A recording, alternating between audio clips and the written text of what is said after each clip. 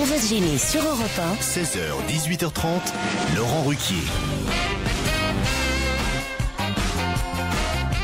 2h30 aujourd'hui avec deux femmes, et oui, et finalement l'émission s'est tellement bien passée lundi avec toutes les filles que j'ai décidé d'augmenter le nombre de femmes présentes dans cette émission. Et quelles femmes aujourd'hui? Bonne nouvelle, dit Jérémy. Il y en a deux aujourd'hui. Isabelle Alonso, Elsa Fayer. Celui qui a dit 2,5, c'est Stevie. Et puis des hommes, des vrais. Oh non. Ah si. Du mal. Titoff. Pierre Bénichou. Laurent Ruquier. Pardon. J'ai l'impression que tu as oublié. Je voulais pas vous mettre dans les mâles. Tu vas me mettre où alors? C'est la façon de parler quoi. Faites pas vraiment mal. Je suis pas vraiment fan non plus quoi. Oui, bah, t'es comme moi, t'as le cul entre deux chaises quoi. C'est des trucs perso après. J'ai en tout cas le témoignage d'une relation de Jérémy Michalak qui prouve son hétérosexualité. Voilà, il est là étendu après l'amour à côté de sa nouvelle petite amie depuis près d'une heure après une relation sexuelle qui a été des plus torrides entre eux, je dois dire. Et pendant tout ce temps, sa petite amie lui caresse les testicules, chose qu'elle semble particulièrement apprécier, et lui aussi d'ailleurs. Et tout en profitant des caresses sur ses testicules, évidemment, il lui demande « Pourquoi aimes-tu tant me caresser les testicules ?» Et là, elle lui répond « Les miennes me manquent tellement depuis mon opération. » Oh non. Je me disais bien que ça pouvait pas durer. C'est une histoire envoyée par Lydie. Ouais, je dois dire. Ça fait bien depuis 4 jours que je suis venu, je savais bien qu'il y aurait une couille. 3 gamins, alors celle-là elle est pour Fabrice Eboué, mais il n'est pas là Fabrice aujourd'hui, alors c'est un peu dommage, mais elle lui est destinée, on lui dédicace, c'est Yael qui envoie cette blague. Très gentil, enfantine, ça se passe dans la cour de récréation. Alors, c'est vous dire, c'est 3 gamins qui discutent. Mon père, dit le premier, est tellement fort qu'il avale la fumée de sa cigarette par la bouche et il la recrache par le nez. Ouais, c'est nul, hein. Le mien, il l'avale par la bouche et il la recrache par les oreilles. Ouais, tu racontes des conneries. Par contre, le mien, il l'avale par la bouche et il la recrache par le derrière. Ouais, n'importe quoi qu'ils disent les deux autres, c'est pas possible. Et le troisième sort un caleçon de son père de son cartable. Il dit, et ça, c'est pas des traces de nicotine, peut-être? Ah. Ouais. Pierre, je suis désolé. Non mais vous êtes désolé, mais moi je suis désespéré. On peut voir ce que vous nous avez apporté dans ce papier carton. Oh, j'ai apporté pour mes amis, pas pour vous. J'ai apporté des petits croissants et des petits pains au chocolat. Mais pourquoi t'es si généreux aujourd'hui? Parce que je toujours me ça quand suis tu dit, sors tiens, de boîte de nuit, tu sais. tant pis. Je vais pas. On n'a jamais vu un coffre-fort qui suit un cercueil, donc je vais commencer à dépenser maintenant.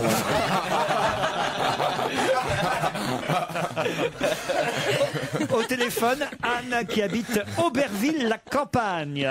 C'est en Seine-Maritime, c'est chez moi, quoi, dans le 76, hein, dans le 7-6, comme on dit, Anne. Oui, bonjour. C'est où exactement Auberville-la-Campagne? C'est à environ une quarantaine de kilomètres du Havre. Vous faites quoi dans la vie, Anne? Je travaille dans un comité d'entreprise.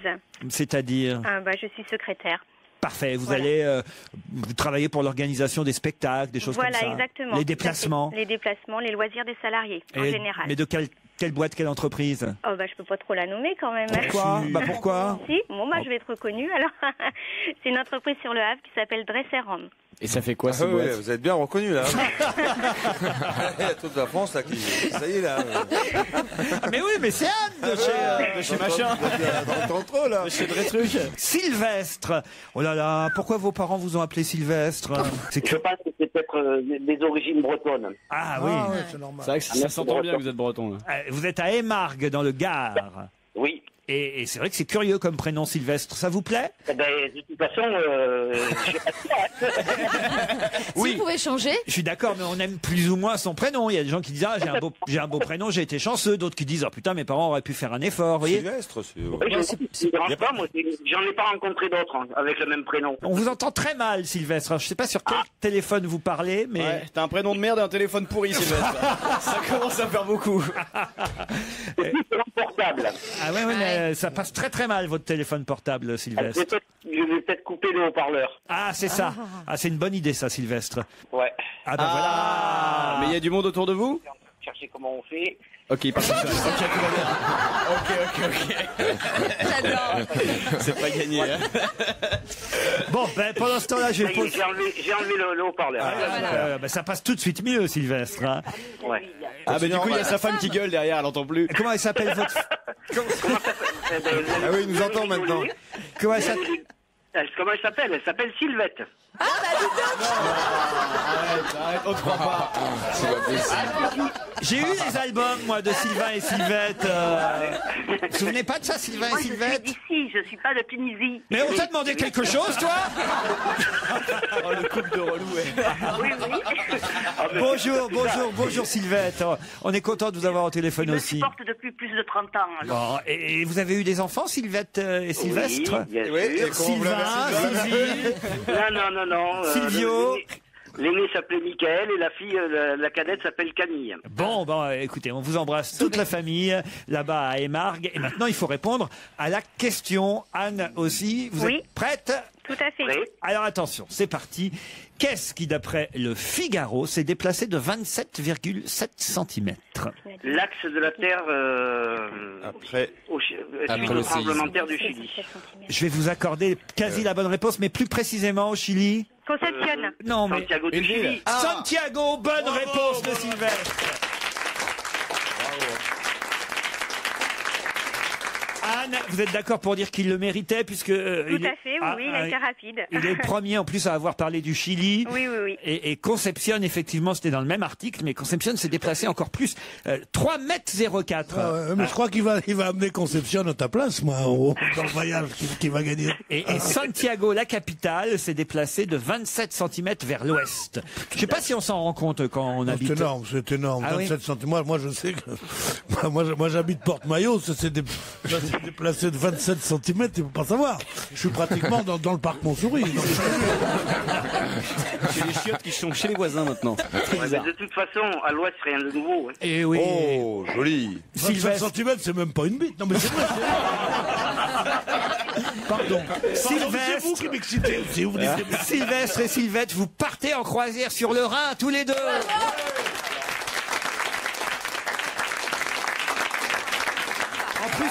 En plus, c'est génial parce que c'est parfait pour le couple troisième âge. Ça, je vois bien.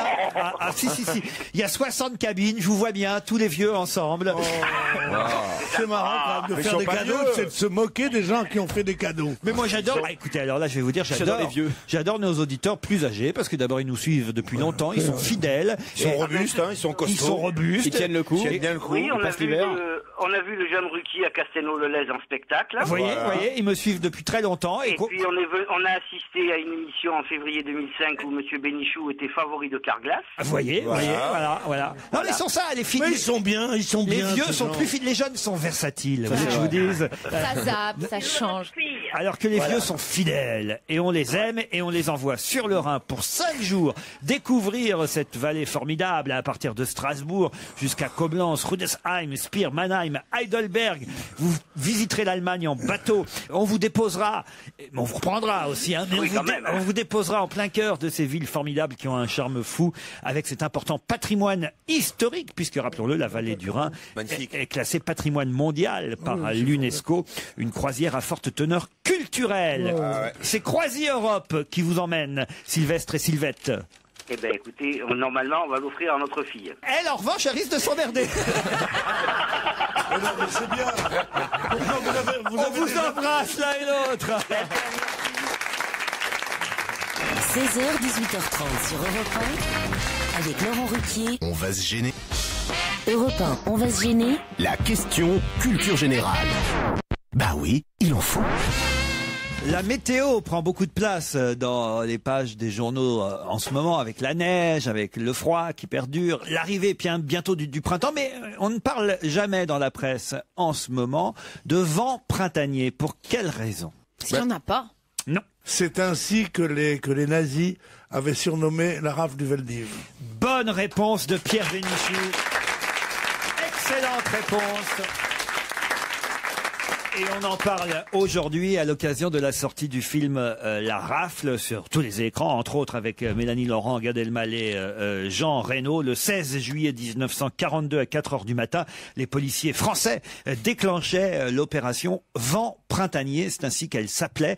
Et voilà évidemment pourquoi il vaut mieux ne pas utiliser cette expression liée à un souvenir terrible. Plus de 8000 juifs, dont 4115 enfants sont conduits 13 000. Ah bah moi j'ai des chiffres... 13 000 dont 4 000 enfants. Voilà, exactement. Au total 13 000. Et le film sort aujourd'hui sur tous les écrans. On nous dit que c'est une claque quand même ce film et que le sujet n'avait jamais été vraiment abordé au cinéma en tout cas ce jour-là. C'est dans un film qui s'appelait les guichets du Louvre, mais qui est passé un peu inaperçu, c'est pas une tâche, c'est peut-être l'événement le plus atroce de l'histoire moderne, quoi. Qu'un pays comme la France ait devancé et outrepassé les ordres des Allemands pour mettre des enfants, des femmes et des vieillards et des hommes aussi dans le Vélodrome d'hiver, dans un truc absolument horrible. Et c'est inouï, parce que je vais vous dire une chose, c'est que personne ne s'est souvenu tellement du Veldiv. Moi, je me souviens que je suis allé faire des reportages au Veldiv après la guerre, et que je me disais, ah oui, c'est là que Maurice Chevalier chantait avant la guerre, c'est là qu'Édith Piaf, que Marcel Cerdan. Et je me souvenais un peu, enfin, dans ma mémoire, qu'il y avait eu quelque chose pendant la guerre, mais je ne connaissais pas l'ampleur du truc. On n'en a pas parlé. Il y a une sorte de silence. Dans les livres scolaires, on parle toujours de la rafle du... Vraiment à l'école. C'était il y a 5 ans. Non, mais peu importe. Non, c'était il y a un peu plus longtemps. Mais quand même, la rafle du Veldiv, c'est quelque chose qu'on apprend à l'école. Peut-être que votre génération... À partir des années 80. Le film sort aujourd'hui, s'appelle La Rafle, un film de Rose Bosch avec Mélanie Laurent, Gad Elmaleh et Jean Reno. D'après des témoignages de survivants de cette terrible journée, oui. Moi, je voulais juste savoir, est-ce que quelqu'un sait où se situait dans le 15e. Mais c'était où exactement? Rue de Nélaton. Et il y a quoi à la place aujourd'hui? À la place, il y a la DST. Ça appartient au ministère de l'Intérieur, donc les flics sont toujours restés sur les lieux du crime.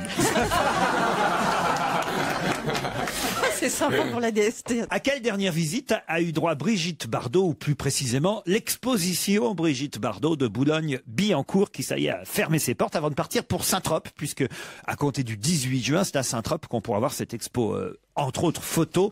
Nicolas Sarkozy. Non, c'est Isabelle Adjani. Isabelle Adjani, bonne réponse.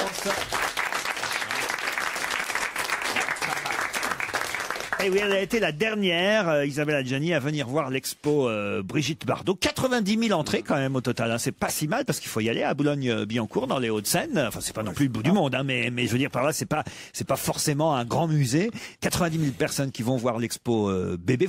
Pourquoi vous riez, vous? Non, parce que c'est vrai qu'on imagine que Brigitte Bardot, elle méritait pas d'être à Boulogne-Billancourt, quoi. J'espère que cette exposition va bouger. Et c'est quand même dommage, quoi. C'est notre icône à nous. Toi, tu vas avoir des coups de fil de Boulogne-Billancourt. Non, mais j'adore la ville de Boulogne. Ma fille est scolarisée. C'est pas le problème. Je trouve que quand même Brigitte Bardot, on en a pas beaucoup des icônes comme ça. Elle mériterait d'être au Petit Palais, au Grand Palais, je sais pas. Elle va rentrer. Ça sera un peu ridicule. Surtout qu'il y a. On attend qu'elle soit morte. Oui, peut-être, c'est vrai. Il y a à Boulogne un musée de la photo qui est formidable, qui est très connu. Gianni est allé voir pour voir ce que ça fait, peut-être ce que ça va donner dans 30 ans ou 40 ans, non? Trop tard. Elle sait déjà. Gianni, regardez le reportage dans Match cette semaine. Quoi? On va dire qu'Adjani est encore une beauté, elle a une tête de poisson de lune. Oh non, elle est belle. C'est vrai, quand elle parle de toi, elle dit qu'est-ce que c'est que ça? Mais elle parle pas de moi, elle s'en fout. Ce petit rat là qui parle de moi, non mais sérieusement. Mais on peut t'es folle ou quoi? Mais non. Arrêtez avec Adjani, ça va. Elle est magnifique, Adjani, mais c'est vrai qu'elle a, voilà. Elle a 50 ans. Elle a 50 ans. Elle a un peu de mal à accepter son âge, on va dire. Qui accepte son âge ici? Isabelle Alonso, regardez, pas refaite, rien. Carrosserie d'origine. Première main. Ouais, c'est ça. Ouais, Première main. peut-être pas première main, parce que je pense qu'elle a du kilométrage au compteur quand même. Mais... La révision est faite. Alors, on va toutes les faire. Hein. Ça sent même un peu le réchappé de temps en temps. Pas refaite, je vais peut-être me la refaire, moi. Le réchauffer, c'est pas bon, Pierre. Oh, le réchauffer, regardez qui c'est qui cause. Non, mais t'as vu, t'en as déroulé du câble, toi aussi. Qu'est-ce que tu connais de la chauffe? Faut parler de la réchauffe, toi. Non, mais c'est vrai. Bon, alors lâchez la grappe à Adjani, elle est magnifique, je suis d'accord avec Pierre. Moi, je la trouve plus belle aujourd'hui avec ses kilos en trop. trop. Vive Bardot, vive Adjani, voilà. Voilà. Ouais. Et Jeanne Moreau, tant qu'on y est. Hein. Eh ben, ouais. Vous imitez bien Jeanne Moreau, ça me plaît quand vous imitez Jeanne Moreau. Ah bon, j'ai déjà évité. J'ai jamais évité. Jeanne Moreau, pourquoi vous dites ça? J'adore. C'est ma voix naturelle. Qu'est-ce qu'il y a, Pierre? Qu'est-ce qu'il y Elle a? n'a jamais été jolie, Jeanne Moreau. Oh, bah, enfin, quand même. C'était une grande artiste, une grande actrice. Et elle a été belle, transfigurée par la lumière. Ça a jamais été une jolie femme comme a été Brigitte Bardot et comme est Adjani. Eh bien, on passe de Brigitte Bardot à Mélodie Gardot. Ah oui, en voilà une qui est jolie. Et là, en plus, elle est tendue avec Eddie Mitchell pour reprendre cette chanson qu'on connaît tous, la chanson du célèbre film Le Magicien d'Oz, Over the Rainbow. Et je vous signale que Mélodie Gardot sera en concert du 7 au 9 avril à l'Olympia. Si je vous dis que Rhett Butler a remplacé Reginald von Ravenhorst. I don't give a damn. Qu'est-ce qu'il dit? Il a dit un truc en anglais. C'est maintenant que Rhett Butler, c'est celui qui dit I don't give a damn, c'est-à-dire j'en ai rien à foutre au grand, et qu'il est le héros de Autant l'emporte le vent. C'est vrai, mais c'est pas Clark Gable. Mais c'est pas la question. Mais c'est pas la question. C'est pas la question, mais ça fait plaisir quand même. Rhett Butler a remplacé et a même succédé à Reginald von Ravenhorst. Dans quel cas et de quoi s'agit-il? Dans un film? Dans un film, pas tout à fait un film. Comédie musicale. Non, non. Une pièce de théâtre? Alors, écoutez bien, hein, Rhett Butler a succédé, ou remplacé si vous préférez, succédé à Reginald von Ravenhorst. Elles sont bien les deux brunes là. Hein. Qu'est-ce qu'elles sont bien. J'arrête pas de parler pour elles, elles me regardent pas. Non mais écoute Pierre, vous n'avez pas dragué dans le public. Non, je ne drague pas dans le public, je me gratte peut-être. Tiens, regarde si elles sont belles, mais elles sont formidables. Ah oui, vous êtes nageuses toutes les deux, non? Pas du tout, non. Dites à vous retourner. Hein Ah bah oui, je suis curieux. Je m'intéresse à ce qui se passe dans l'émission quand même. Vous pouvez y revenir à Rhett Butler. Rhett Butler, oui. Bien sûr. Et à Reginald von Ravenhorst. Ouais. Mais alors attends, lui, c'est un duo? Regardez, il y a... C'est Laurel et Hardy, non? C'est leur vrai prénom, non? Leur vrai nom? Ah oui, Rhett Butler. C'est une statue de ces personnages qui figurent quelque part à Hollywood. Pas du tout. C'est au musée Grévin. Non. Non. C'est sur un timbre. Il ne s'agit pas du héros d'Autant l'emporte le vent. Non. Est-ce qu'ils sont vieux? Alors écoutez, Reginald von Ravenhorst a été remplacé au bout de 3 ans par Rhett Butler. Au bout de 3 ans. Au bout de 3 ans dans une série? Comme symbole. Dans une série. Ah. Bravo, Joujou. Dans Une Lost? série diffusée actuellement? Diffusé actuellement que Pierre, j'en suis sûr, regarde en plus. Dr House? Non. Rex? Plus belle la vie. Alors Rex, le chien? Ah, c'est le nom du clébard? c'est le nom du chien Rex. Bonne réponse de Jérémy Michalak. Ça passe encore, ça? Bien sûr, tous les après-midi. Sur France 2. Pierre, regarde Rex. Voilà ce que c'est qu'un mec complètement intoxiqué par Derrick qui vient m'emmerder sur Rex. Non, je ne regarde pas Rex que quand j'attends les chiffres et les lettres et que c'est pas encore l'heure des chiffres et les lettres, c'est Rex. Rex, le chien flic, diffusé sur France 2, il est bien comme chien. A évidemment des noms dans la vie. Rex, c'est son nom de vedette, mais dans la vie, dans la vie, il s'appelle Julien Sorel. Non, il s'appelle Rhett Butler, justement. Et avant, c'était un autre chien. Ils l'ont changé au bout de 3 ans, le berger allemand. Il s'appelait le premier berger s'appelait Reginald von Ravenhorst. C'est long pour un chien. Au bout de 3 ans, ils l'ont changé. Ah oui, c'est vrai que pour l'appeler pour aller pisser, tu vois. Au pied. Bah si, c'est facile. Reginald von Ravenhorst au pied. Oh l'angoisse. Il faut être allemand. Hein. Et puis là, ils en ont pris un autre. Après 3 ans, ils ont pris Rhett Butler. Et c'est curieux, c'est vrai, de donner le nom de Rhett Butler à un berger allemand, mais pourquoi pas après tout? C'est aussi bien que Milou, Rantanplan, des noms à la con qu'on donne généralement aux chiens. Il n'y a qu'un nom, un chien, c'est Médor. Mais Médor, c'est nul. Ou Moumoun, ou Rex, je sais pas quoi. Fifi. On n'a pas le droit dans la religion chrétienne, on n'a pas le droit de donner un prénom de saint à un animal, comme vous le savez peut-être.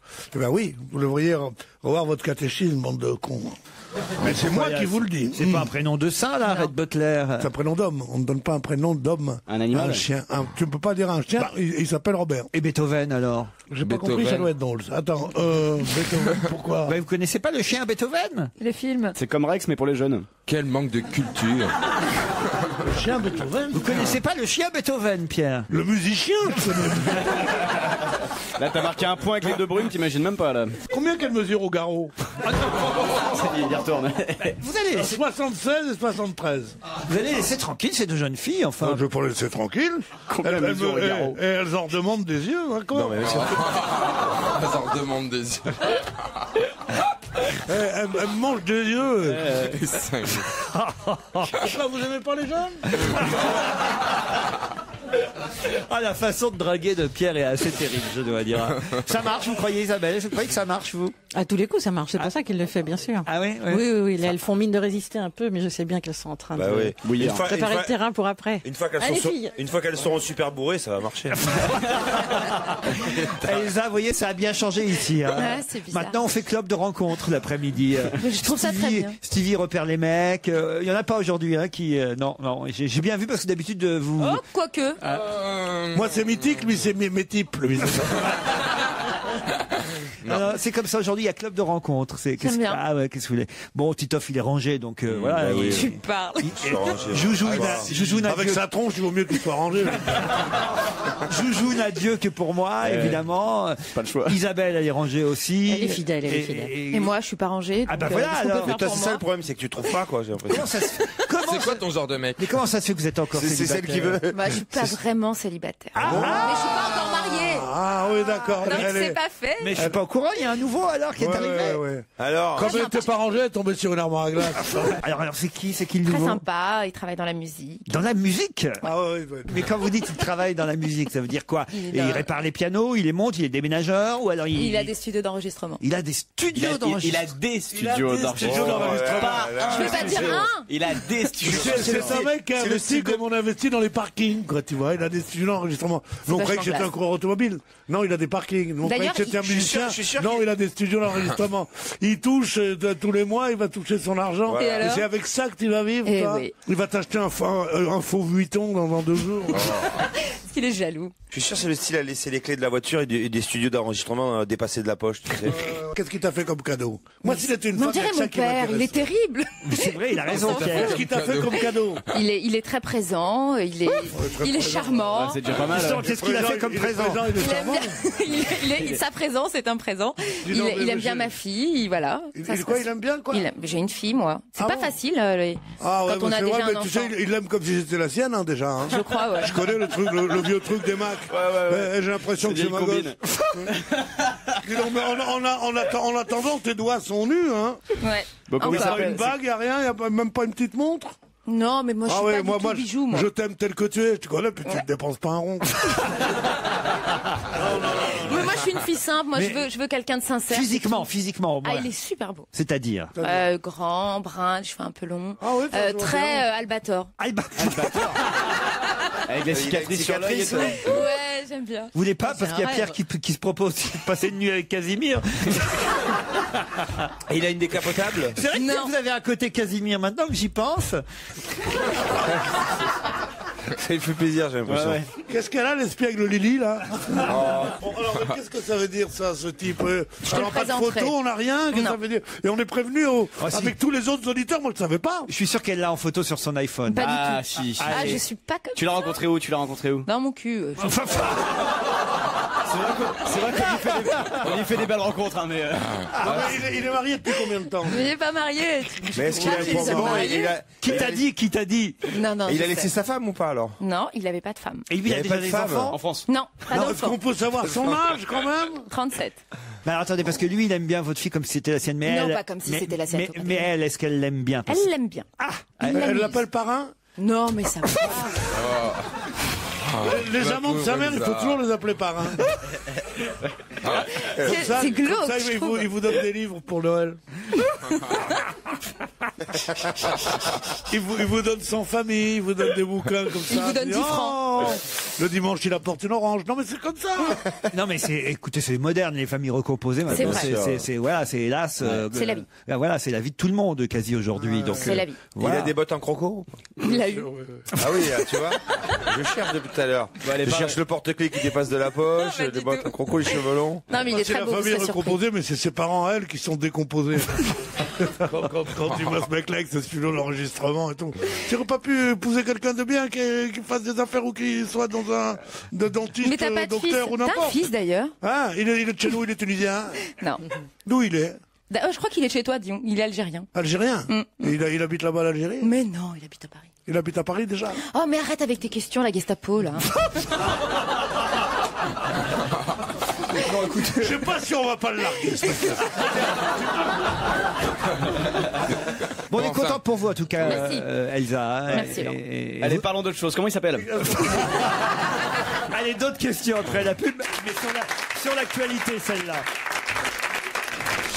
On va se gêner sur Europe 1 avec Laurent Ruquier. Jusqu'à 18h30. Parlons d'un mouvement social, puisque dans un instant, nous aurons au téléphone Monsieur Axel Lamotte, qui est secrétaire général d'un syndicat national professionnel. Je ne vous dis pas quelle profession, puisque cette profession est en grève aujourd'hui. Quelle profession est en grève aujourd'hui? Un préavis avait d'ailleurs été déposé, c'était dans les journaux depuis quelques jours. Moi, je le sais, c'est une chose qui est absolument inouïe. Et comme disait un commentateur de radio, l'abbé Pierre doit se retourner dans sa tombe. Ah, Emmaüs. C'est les chiffonniers d'Emmaüs. Ah, pas du tout. Ah bon? C'est ça, bonne réponse de Pierre Bénichou. Les chiffonniers d'Emmaüs sont en grève? Eh ben, il ne s'agit pas des chiffonniers d'Emmaüs. Ils sont nombreux Là, ou pas? c'est une vraie profession, parce qu'on peut pas dire que chiffonnier d'Emmaüs soit tout à fait une profession. Non, c'est un rôle, mais c'est pas forcément une profession. Ils sont pas que j'aimerais que mon fils devienne chiffonnier d'Emmaüs. C'est-à-dire, j'aimerais que mon fils devienne chiffonnier en général. Alors, une vraie profession. Des fois, c'est rare qu'on dise j'aimerais que mon fils devienne chiffonnier. on préférait qu'il ait des styles de l'enregistrement. Qu'il se tape des vedettes de la radio ou de la télé. Qu'il ait les cheveux longs avec des bottes en croco. Et un porte-clés qui dépasse. Est-ce que c'est une profession très connue ou Ah oui, un oui, peu très originale? connu. Très nombreux, ils sont très nombreux ces gens-là. Est-ce que ça a un rapport avec les pompes avocats funèbres. et les gardiens de prison? Non, C'était non. hier, c'est les Aucun rapport avec les pompes funèbres, ni les avocats, ni les gardiens de prison. C'est à Paris, c'est en province, c'est les deux? Alors écoutez, je pense que là c'est à Paris, mais ça pourrait évidemment, j'imagine, prendre au niveau national. Ah oui, et Donc ce corps de métier est représenté partout en France. et d'ailleurs, le préavis de grève était lancé au niveau national. Voilà. Ah Les oui, pédiatres? Non. Non, c'est la grève des copains qui t'aident à monter les meubles Ikea. Pourquoi? Vous n'avez plus de copains qui vous aident à monter vos meubles? Bon, oui, il a jamais acheté c'est chez impossible Ikea. de monter soi seul les meubles Ikea. Vous n'êtes jamais allé chez Ikea. Non, bien. jamais de la vie. J'imagine. Axel Lamotte, patiente au téléphone, il est lui secrétaire général du syndicat national professionnel des... Des fabricants de beurre? Non, Non, ah si, c'est les producteurs de lait. pas du tout. Ça serait difficile à trouver en ce moment, notre producteur de lait. En grève. Mais Les sans-papiers? Non, non, non. Est-ce qu'on va s'en apercevoir dans la vie quotidienne? C'est pas un métier, ouais. Alors écoutez, Les grèves des sans-papiers, ça va être emmerdant. hein, qui putain, pourrait pour- s'en pour- apercevoir ici? Je me demande si c'est pas vous qui pourriez vous en apercevoir. Moi? Oui. Parce que je me demande, les autres, je ne crois pas fréquents. Ah, les bonnes sœurs? La grève des bonnes sœurs. Ouais, les jours, les bonnes sœurs font grève. Moi, je suis super emmerdée. hein. Non, parce que il faut dire que cette profession travaille dans un lieu bien précis et que peut-être celle qui fréquente le plus ces lieux-là. Les bibliothèques? ici- Les bibliothèques, les librairies, les lieux où on lit. Non, c'est Les Isabelle. prostituées? Oh non. C'est Isabelle Alonso. Je pense pas que Titoff en fréquente beaucoup. Je pense pas Jérémy. Peut-être un peu Jérémy ces temps-ci, mais je suis pas certain. Stevie, je crois pas non plus. Pierre, encore moins. Moi, j'en croise toutes les semaines. Les pompiers? Non. Des maquilleuses des maquilleuses Non, Ouais, les les maquilleuses, vous pompiers, êtes tous les concernés ici. Qui a Ça fait les émissions concerne de... la vie culturelle. La vie culturelle, non. J'essaye d'être flatteuse vis-à-vis de moi-même, là. Des Oui, musées? oui, non mais tu parles que de culture, c'est comme ça que tu te vois, quoi. C'était pas votre aspect culturel qui m'avait frappé. D'accord. C'était plus votre Aspect physique? votre forme. Les salles oui. de sport? Alors, Ah. pas les salles de sport. Les coachs? Pas les coachs. Les masseurs. ostéopathes. Les masseuses. Non. Les employés de spa. Non. Les esthéticiennes? Non. Alors, Ah, on est proche des salles de gym, hein, c'est ça? Les diététiciens. Non. on est proche du corps. Du corps. Mais il y a plus D'accord. de femmes dans Justement, ce... c'est pas les salles de gym que ça concerne un autre lieu. Ah, les vestiaires? Ça t'intéresse, ça? Il y a des vestiaires Ne dans, rêve pas, ne rêve dans pas. ces Les saunas. Alors, pas les saunas. Ah bah, les les bains turcs, piscines. les hammams, Thalasso. Les piscines. Donc, Ah, les maîtres Ah, nageurs, les maîtres les surveillants. nageurs. grève des maîtres nageurs aujourd'hui. Ah, c'est bon, Bonne ça. réponse de Jérémy Michalak et Isabelle Alonso. On n'ira plus à la piscine. Mais pourquoi moi je suis pas concerné? Parce que vous n'allez jamais à la piscine. Moi, je suis celui qui nage le plus ici. Je nage 2 ou 3 fois par semaine. Ah bah j'ignorais. Tu nages, bien tu sûr. nages dans quoi, au juste? Enfin, là, pour l'instant, je me concentre. Je reste sur le transat à côté de la piscine. Et j'observe bien, j'observe, tu vois, j'observe comment font les autres, tout ça. Ouais. Le mois prochain, je me jette. Mais à la forme qu'affiche Isabelle Alonso, je suis sûr qu'elle va régulièrement nager. Je me trompe? J'y vais assez régulièrement. Et voilà. Vous voyez, je les connais bien, mes Pourquoi moi je suis ouailles. pas piscine? Parce que je savais pas qu'ils étaient en grève, mais du coup, j'en connais un qui est libre aujourd'hui. Eh oui. Bah peut-être Axel Lamotte. Bonjour Monsieur Lamotte. Bonjour, monsieur Ruquier. Et pourquoi vous êtes en grève, les maîtres nageurs, aujourd'hui? Alors, pour plusieurs raisons. La principale, elle va concerner un peu le grand public, c'est pour éviter que le scandale ne perdure, parce qu'on déplore tous les ans un peu plus de 1000 noyades et quelques centaines de décès dus à la noyade. En piscine? Et non, sur l'ensemble des plans d'eau naturels et artificiels. C'est-à-dire la mer, les lacs, etc. C'est pas en faisant grève qu'il y en aura moins. On espère que si. C'est sensibiliser la population à ce scandale, monsieur. Voilà. Mais c'est pas ça l'unique raison, j'imagine. C'est l'une des raisons, effectivement. Ils sont pas assez nombreux. Qu'est-ce que vous réclamez? Vous réclamez d'être plus nombreux, alors c'est ça? Essayez de bien nous faire comprendre, parce qu'autrement... Oui, d'être plus nombreux, tout à fait. Ah bah oui, d'accord. Là, ok, je comprends mieux. Par contre, excusez-moi monsieur, mais je voulais savoir pour la grève, est-ce que vous comptez défiler en maillot de bain cet après-midi? Parce qu'il fait 10 degrés à Paris. Écoutez, on a pris des maillots de bain, mais je suis pas sûr que tout le monde soit prêt à défiler en maillot de bain. Donc vous faites grève pour être plus nombreux, c'est bien ça? Parce que vous êtes débordé par le nombre de... Qu'en fait, les réglementations et lois successives ont fait que les maîtres nageurs n'enseignent plus la natation et ce sont d'autres personnes qui enseignent la natation. À qui enseigne la natation aujourd'hui alors? Les instituteurs, des parents d'élèves, des kinésithérapeutes, enfin bon, alors, des patients qui occupent le terrain. Et ça veut dire que les piscines sont fermées aujourd'hui alors? Ça veut dire que beaucoup de piscines sont fermées. Les collègues des Bouches-du-Rhône m'ont appelé. À Marseille, ils ferment la plupart des piscines. À Paris, les piscines sont fermées. Vous auriez dû faire ça en été, ça aurait eu plus d'impact parce que là, en pleine... Mais c'est pas des piscines, c'est des piscines. Mais je sais bien, mais bon, on va quand même moins à la piscine municipale en plein hiver. Non, moi je vais plus à la piscine l'hiver, moi. Ah bon? J'adore, moi. Parce que chez moi, j'ai pas d'eau chaude, alors je me lave Quelle horreur! Non mais c'est bon à savoir parce que si quelqu'un aujourd'hui rentre, je sais pas, votre conjoint, je sais pas, c'est la journée à la piscine, c'est qu'il a menti. Voilà, ou elle a menti. Ou qu'elle l'a passé dans les bras du maître nageur. Donc on a bien compris, votre mouvement aujourd'hui, c'est pour réclamer plus de postes, plus de maîtres nageurs. Non seulement dans les piscines, mais au bord de la mer, évidemment, sur la grève en quelque sorte. Tout à fait. À Paris, il y a 38 piscines. Vous travaillez dans quelle piscine, monsieur Lamotte? Alors moi, je travaille pas sur une piscine parisienne. Je suis en banlieue. Ah, vous êtes en banlieue. Qu'on vienne déconner parce que vous avez l'air d'un sacré déconneur, je dois dire. Alors... les profs de piscine sont toujours des gros déconneurs. Hein. Et est-ce que votre piscine, elle fait soirée pour rencontre de célibataires ou pas? Parce que j'ai entendu qu'il y avait certaines piscines. Pas encore. On apprend à nager aux gens. Après, pour nager dans le bonheur, je pense qu'il y a d'autres... c'est pas mal. C'est bon. Allez, on vous remercie, monsieur Lamotte.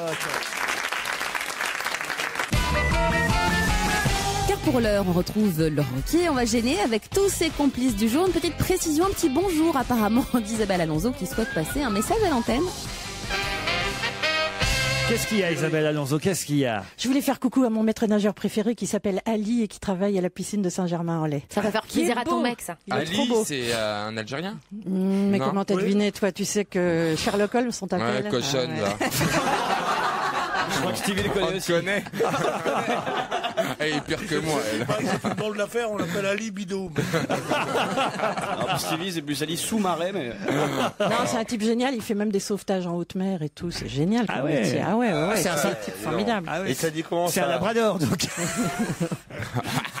Ali les écoute pas, c'est toi le meilleur. C'est un Terre-Neuve. Philippe Bert a été arrêté en Charente-Maritime dimanche, à Charon très précisément.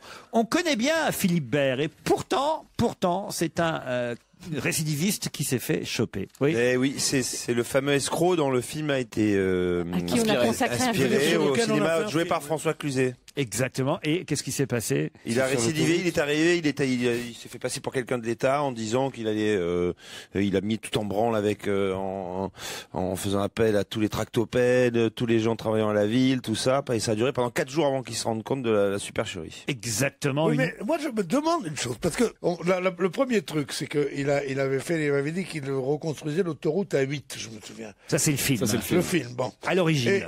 j'ai toujours pas compris quel bénéfice ça lui c'est donnait. vrai. Tandis que là, pendant 4 jours, il a fait croire que c'était lui qui signait tous les permis de machin pour faire le truc. D'ailleurs, c'est formidable. Moi, je trouve que c'est plus un mythomane qu'un escroc. Parce qu'il arrive avec une voiture volée dont il dit il met des plaques avec le gouvernement. Avec un gyrophare. Avec un gyrophare. Et il voit tout le monde. Il dit ouais, c'est moi qui m'occupe de tout ça. Et il commande. Et il oblige les gens. En Charente-Maritime, sur les lieux sinistrés par la tempête. Bien sûr, précisons-le, c'est une escroquerie à l'inondation. Alors il dit moi, c'est moi qui m'occupe de ça. Il fait commander des machines outils et des machins pour reconstruire par des gens en disant c'est le gouvernement qui verra. Mais où il touche les sous, lui? C'est quand il a commencé à commander du matériel que le maire de Charon a commencé à avoir des doutes et s'est dit il faut quand même que je vérifie. D'accord, mais les par sous, contre, ils sont dans l'argent, il le touche de qui? J'imagine qu'après, une fois qu'il a le matériel, peut-être qu'il part avec le matériel, j'en sais rien. C'est pratique en plus à partir avec avec le tractopelle, 3 camions. 3 machines-outils, tu les vends pas à Pigalle. Hein, mais sa jouissance vient du fait que tout le monde marche dans la combine, qu'on le croit, que quand les gens ont envie de croire à quelque chose, ils y croient. Et puis je crois que c'est ça qui le motive. Cependant, la préfecture, ils sont dans l'embarras parce que personne n'avait été détaché justement à la reconstruction, au déblaiement, tout ça et tout après la tempête, quoi. Je suis un peu emmerdé pour faire de la radio aujourd'hui. Qu'est-ce qu'on fait? On trie les phrases. On appelle les maçons du cœur. Non, mais je suis vexé par rapport à la piscine, là. Ça m'a bouleversé. Je suis le seul à nager 2 fois par semaine ici. C'est un nouveau jeu, ça, en fait. Pour quelle raison les rugbymen français qui joueront dimanche contre l'Italie porteront des lacets rouges? Pour quelle raison les rugbymen français? Parce qu'il y en a plus des noirs? Non, c'est un hommage à quelqu'un? C'est pas un hommage à quelqu'un. À quelque chose. Mais en tout cas, tous les joueurs de l'équipe de France porteront des lacets rouges contre l'Italie dimanche. Aux 2 pieds? Pour ressembler à la peluche de Chabal? Non, pas du tout. Mais aux 2 pieds, oui. Ils ont 2 pieds. Les c'est pas pour distinguer la droite de la gauche. Attends, mais... Comme les enfants. Les gros cons, tu sais. Ah oui, j'imagine. Moi, je mets que des kickers. C'est pour aller avec leur t-shirt? Non. C'est pas esthétique. C'est pas esthétique. Ils porteront tous des lacets rouges pour une bonne raison. Avec des t-shirts roses? C'est pour une grande cause? C'est pour une grande cause. Humanitaire? Ah, la Croix-Rouge. D'action. Le sida, ouais. C'est pour le sida. C'est pour lutter contre le sida en Afrique. Porter des lacets rouges pour sauver des vies. Bonne réponse collective. Europe 1, on va se gêner. Question cinéma. Christine, oublie que t'as aucune chance, vas-y fonce. On sait jamais, sur un malentendu ça peut marcher.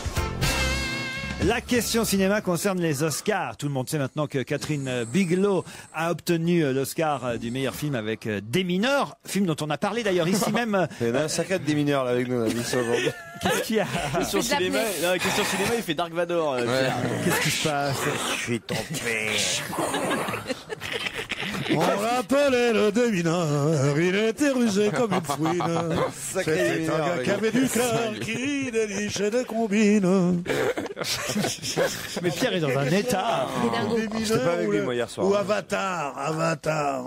Vous n'avez pas vu Avatar, dites pas de mal. Non, je veux pas aller voir Avatar. Je veux pas de l'argent foutre en l'air. Des mineurs, on en a parlé la semaine passée ici, puisque on a évoqué ensemble le DVD. Le DVD, mon fils. Plaisir des yeux.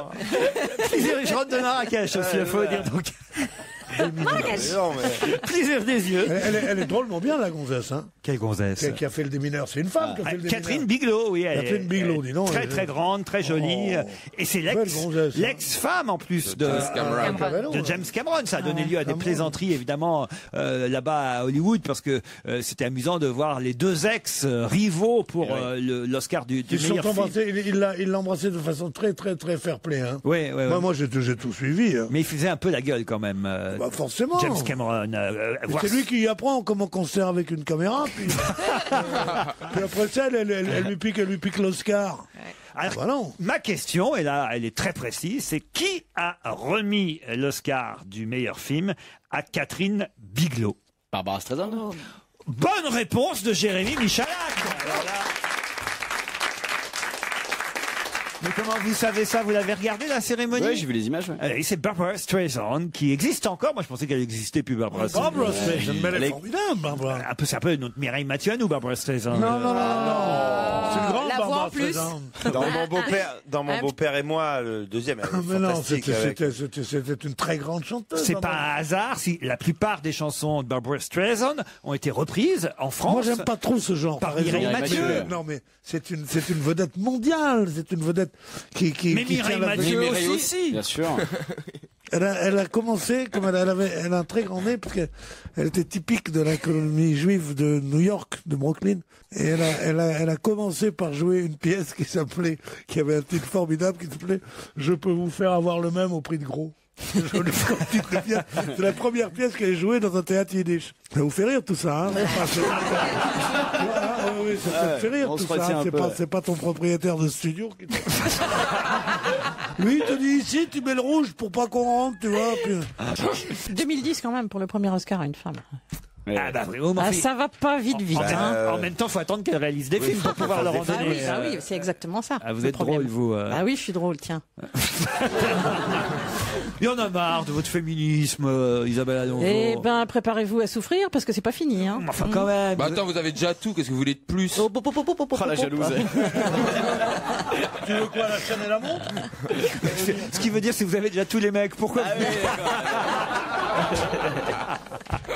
Arrêtez que vos conneries minoritaires. Allez, vas-y, Pierre. C'est fini, minoritaire, t'as le remarqué. combat est gagné, le combat mais est minoritaire, gagné. les femmes. Tu sais compter, c'est bien. Les femmes, pour moi, c'est l'avenir de l'homme. Bah, une minorité, c'est quand on est moins, et nous, on est plus, alors. Vous n'êtes pas plus, vous êtes plus à 2% de plus. Vous êtes autant. Donc, on n'est pas une minorité. Vous êtes autant. Mais comment tu sais que tu parles à un mec qui a le bracelet électronique, là, hein, tellement que j'ai battu ma femme.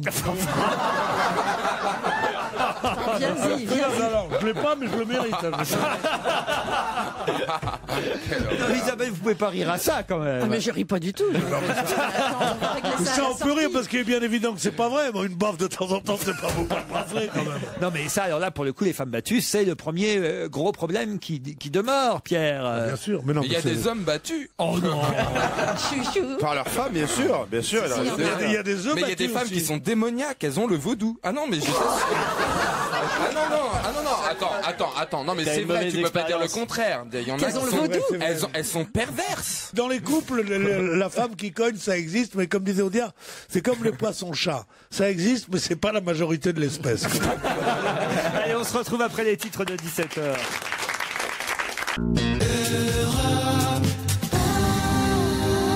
Laurent Ruquier sur Europe 1. On va se gêner. C'est la deuxième heure de l'émission, toujours avec Isabelle Alonso, Elsa Fayer, Stevie Boulet, Jérémy Michalak, Titoff et Pierre Bénichou. Sans oublier les deux auditeurs du deuxième challenge du jour. Bonjour Delphine. Bonjour. Delphine est à Mimé dans les Bouches-du-Rhône. Oui. Et vous faites quoi là-bas à Mimé? Je suis Institutrice. Parfait. Des élèves de quelle classe? Des petits, première année de maternelle. Première. Oh bon, ça va, ça. C'est pas grave. Quand même, Oui, ça va. c'est fatigant quand même. Hein. Un petit peu, mais ça va. Un petit peu. Il y a la sieste ou pas l'après-midi? Oui, toujours la sieste. Ah ça, la sieste. Je me souviens, on nous disait la tête sur le bureau et entre les bras et on. Je détestais ça. Toujours ça? On fait toujours ça ou Non, pas? on a des dortoirs. Moi, je détestais ça. Ah, il y a des dortoirs maintenant pour la sieste. Oui. Alors, la sieste, moi, je détestais. Ça durait qu'1 heure. C'était nul. Ça dépend si là, ta cousine qui fait la sieste avec toi, c'est bien. Oh, l'autre genre. Oui, c'est les souvenirs d'enfance, ça. Ils ont 4 ans, là. Je vous emmène aussi en Belgique à Ewai, je sais pas comment on doit dire, Christophe. Bonjour. Bonjour Laurent, on dit Ewai. Ewai. C'est où ça, Ewai? C'est là où est né Obama. Non, Hawaï. Ah bon? Non, c'est pas là où est né Obama. C'est à 20 km de Liège. C'est presque Hawaï, sauf en Belgique. Tout près de Liège. Vous faites quoi, Christophe, dans la vie? Moi, je suis aussi enseignant. Je suis professeur. Professeur des écoles. De français. Professeur de français. Christophe, Delphine, vous allez vous affronter pour la question qui vient. Question culturelle. Attention, puisqu'on nous parle d'un gros succès pour l'exposition Soulage au centre Pompidou. 502 000 visiteurs ont franchi les portes du centre Beaubourg pour aller voir la rétrospective Pierre Soulage qui a fermé ses portes lundi soir. Maintenant, c'est trop tard. C'est beaucoup, d'autant qu'il y a eu une grève pendant cette période-là au centre Pompidou et c'est même la 4e position des expos les plus visitées du centre Pompidou. Derrière Kandinsky, Matisse et il manque un peintre. Dali. Salvador Dali, bonne réponse.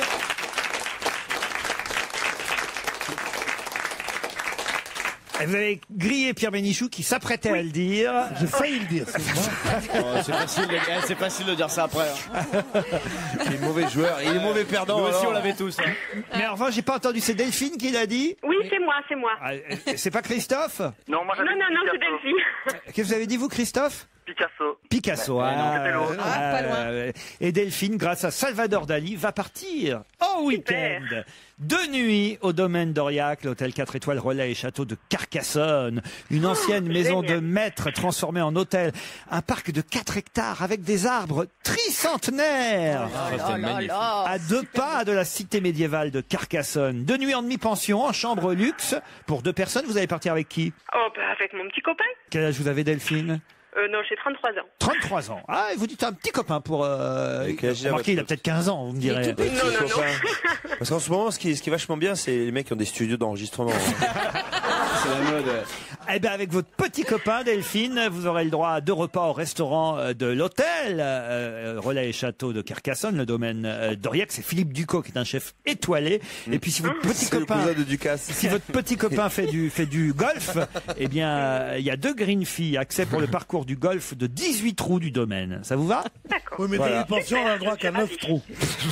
Tennis, piscine, enfin bon, bref, je vous vends pas l'article, mais quand même, vous allez passer... C'est super, hein, il y en a, ils vont partir sur l'oreille. Hein. Et à chaque repas, fromage ou dessert. Hein. Christophe, puisque vous êtes en Belgique, si vous êtes près de Liège, je vais vous offrir des places. Je sais que Michael Gregorio est en tournée en Belgique en ce moment avec son spectacle. Il est à Bruxelles jeudi soir et à Liège vendredi soir. Alors vous choisirez la ville de votre choix, Liège, si vous êtes près de Liège, pour aller applaudir Michael qui est là-bas en Belgique en tournée avec son spectacle. C'est génial. Est-ce que je peux rajouter un tout petit mot, Laurent? Oui, bien sûr. J'aurais bien voulu dire, déjà j'aurais bien voulu que Fabrice Eboué vienne jusqu'en Belgique un jour, si c'est possible. On lui dira. Il aime beaucoup ce pays. Sinon, j'aurais bien voulu dire à Pierre Bénichou que j'adorais, je l'adore, je le trouve vraiment super. Sauf que je pense qu'au niveau bio et écologie, il devrait faire un tout petit effort. Et je vais lui dire simplement un petit truc. Je vais lui dire que le 19e siècle était le siècle du libéralisme, le 20e celui du socialisme et le 21e sera celui de l'écologie. Voilà. Celui de quoi? L'écologie. Ah, c'est des mots qu'on n'a pas entendus. Alors Pierre, faites un effort quand même. Il faut sauver la planète. La planète, il faut, voilà. D'accord, je veux bien. On compte sur toi, Pierre. Mais si on sauve la planète, est-ce que vraiment il faut sauver la Belgique? C'est le moment de faire c'est une autre question. C'est le moment de faire un vrai tri sélectif, tu sais. Parce que je suis d'accord pour sauver la planète, vous m'avez pas compris. Mais je crois pas qu'on va la sauver en disant aux gens, surtout, jetez pas votre cigarette dans le caniveau. C'est pas en faisant comme ça, c'est en obligeant les gouvernements, les usines, les multinationales à ne pas polluer massivement. Mais c'est pas en disant aux gens, attention, si tu laisses couler l'eau pendant que tu fais pipi, tu empêches les Africains de boire. C'est pas vrai. Tu laisses couler l'eau pendant que tu fais pipi. Ça veut dire qu'il fait pipi dans la douche, en fait. Hein. Ça veut dire ça. Non, ça veut dire qu'il se brosse les dents et après je fais pipi dans le lavabo comme tout le monde pendant que je me rase. C'est ce que je pense. Allez, on vous embrasse. Merci. Oui, attendez. Je crois que c'est à Mimé, c'est ça? Oui. Oui, donc moi je vous offre des places pour le Festifam. En fait, c'est un festival qui est à Marseille, qui est uniquement au féminin et qui existe depuis des années. Donc voilà, vous allez avoir plein d'artistes féminins et ça a démarré. C'est quand le jour de la femme, c'était lundi. Ben voilà, ça a démarré depuis lundi et c'est encore pendant une semaine. Moi, je fais rien, mais j'ai souvent été le parrain. C'est une personne qui s'occupait de café-théâtre, Eliane Zayan, qui a créé ce festival. C'est l'unique et le premier unique festival humoristique au féminin. Des places pour Marseille, des places. Merci beaucoup, Titeuf. Des places pour la Belgique. On a 2 auditeurs comblés. On vous embrasse l'un et l'autre. À Nîmes, on va bientôt voir une affiche exceptionnelle qui annonce une corrida exceptionnelle. Je sais que la corrida, c'est toujours un sujet difficile à aborder. Certains sont contre, d'autres pour. Elle est prévue, cette corrida exceptionnelle, le 13 mai prochain dans les arènes de Nîmes. Et l'affiche qui nous présente cette corrida, eh bien, nous montre le matador français Sébastien Castella. Sauf qu'il est peint, Sébastien Castella, et on reste dans le domaine artistique et culturel, puisqu'on parlait de peintre tout à l'heure avec l'expo Soulage à Beaubourg qui vient de se terminer. Eh bien, il est peint, Sébastien Castella, par un peintre célèbre. Quel peintre célèbre a peint le matador français Sébastien Castella pour cette corrida du 13 mai prochain? Peintre connu aujourd'hui, un peintre contemporain, forcément. Que tout le monde connaît, très, oui, ça très c'est connu. sûr qu'il n'a pas été peint par le Titien. Ou Parce que s'il n'est pas contemporain, c'est vrai que le mec... C'est le père de Nicolas Sarkozy. Pardon? C'est pas le Sarkozy, le père de Nicolas Sarkozy. Le père de Nicolas Sarkozy, ça c'est une bonne idée, mais c'est pas ça. C'est très coloré? Oui. Oui. Elle veut savoir si c'est le douanier Rousseau. Valérie Damido. Non. C'est un peintre contemporain qui fait de la peinture contemporaine ou pas? Alors, c'est un peintre qui fait de la peinture contemporaine qu'on ne connaît pas forcément toujours comme peintre. On a plutôt tendance à le classer dans une autre catégorie artistique. Éric Cantona? Même s'il a fait de nombreux tableaux. Mais c'est vrai que le premier mot qui vient, c'est pas forcément chanteur. Peintre. Non. Sculpteur? Sculpteur. À la campagne. Ah, le Pierre. Non, il est toujours vivant, le peintre. Ah bah oui. Que tout le monde connaît, oui. Non, il était mort comme ça, et puis il avait juste la main qui dépassait du cercueil. Mais on aurait pu faire un portrait avant. Pour une corrida. C'est un Français. C'est pas un Français. Un Espagnol? Pas un Espagnol. Ah, un Américain. Ou un Américain. Du Sud. Sud-américain. Voilà. Donc, un sculpteur d'Amérique du Sud. Peintre aussi, puisqu'il a peint cette affiche. Et il y a de nombreux tableaux. Je dis pas qu'il Botero? Botero, bonne réponse. Isabelle Alonso, Fernando Botero, et c'est vrai qu'on pense plus à ces sculptures, à ces grosses dames, à ces gros hommes, mais il a évidemment aussi peint de nombreux tableaux où on voit des gros beaux hommes et des grosses dames, oui. Et il a peint le torero gros? Bah oui, regardez bien. Il est énorme. Exactement, on voit cette affiche où le matador Sébastien Castella est énorme sur l'affiche. D'ailleurs, les taureaux, c'est stressant parce que les taureaux ils se préparent en voyant l'affiche. Ouais. Et après ils vont le rater parce qu'il fait 2 fois moins que sur l'affiche en vrai. S'il y a un métier qui est pas possible pour un gros, c'est ça, quoi. Il faut être le il n'y a jamais eu de gros matador. Ah non, ça c'est pas possible. Il faut pouvoir s'absorber soi-même pour être le plus fin possible quand on passe. Et toi qui es pour la parité, t'es pas pour qu'une femme puisse être... Il y en a eu. Mais moi, il y en a. Ah, c'est vrai, on les connaît pas du tout. Il y a eu surtout Comment on les connaît pas du tout? Les abrutis, les connaissent pas. Conchita Citron, ça te dit rien? Citron, pas citron. Ah tiens, connasse. Conchita, t'apprendras de la ramener. Alors les femmes sont surtout rejoneadoras, c'est-à-dire qu'elles toréent à cheval. Parce que vous êtes pour ou contre vous l'espagnol libérique Alors je vais vous dire un truc, s'il y a un sujet sur lequel je ne prends plus la parole publiquement, c'est celui-là. Pourquoi? Ah la vache, comment dès qu'on dit un truc, même ni pour... Là, je sais que je vais recevoir des mails dans tous les sens. C'est normal, tu défends les femmes depuis des années, tu défends pas les vaches. Donc, le lobby de la corrida. Tu sais pas qu'on peut pas toréer une vache. C'est impossible. Ah bon? Pourquoi? La vache, la première fois, elle fonce sur la cape et la deuxième fois, direct sur le torero. Elle n'est pas aveuglée par la testostérone. C'est comme c'est ça. Intéressant. Je vous laisse méditer sur la question, messieurs. Chaque fois que je tape une fille moche, je dis excusez-moi, je suis aveuglé par la testostérone. C'est marrant, Pierrot.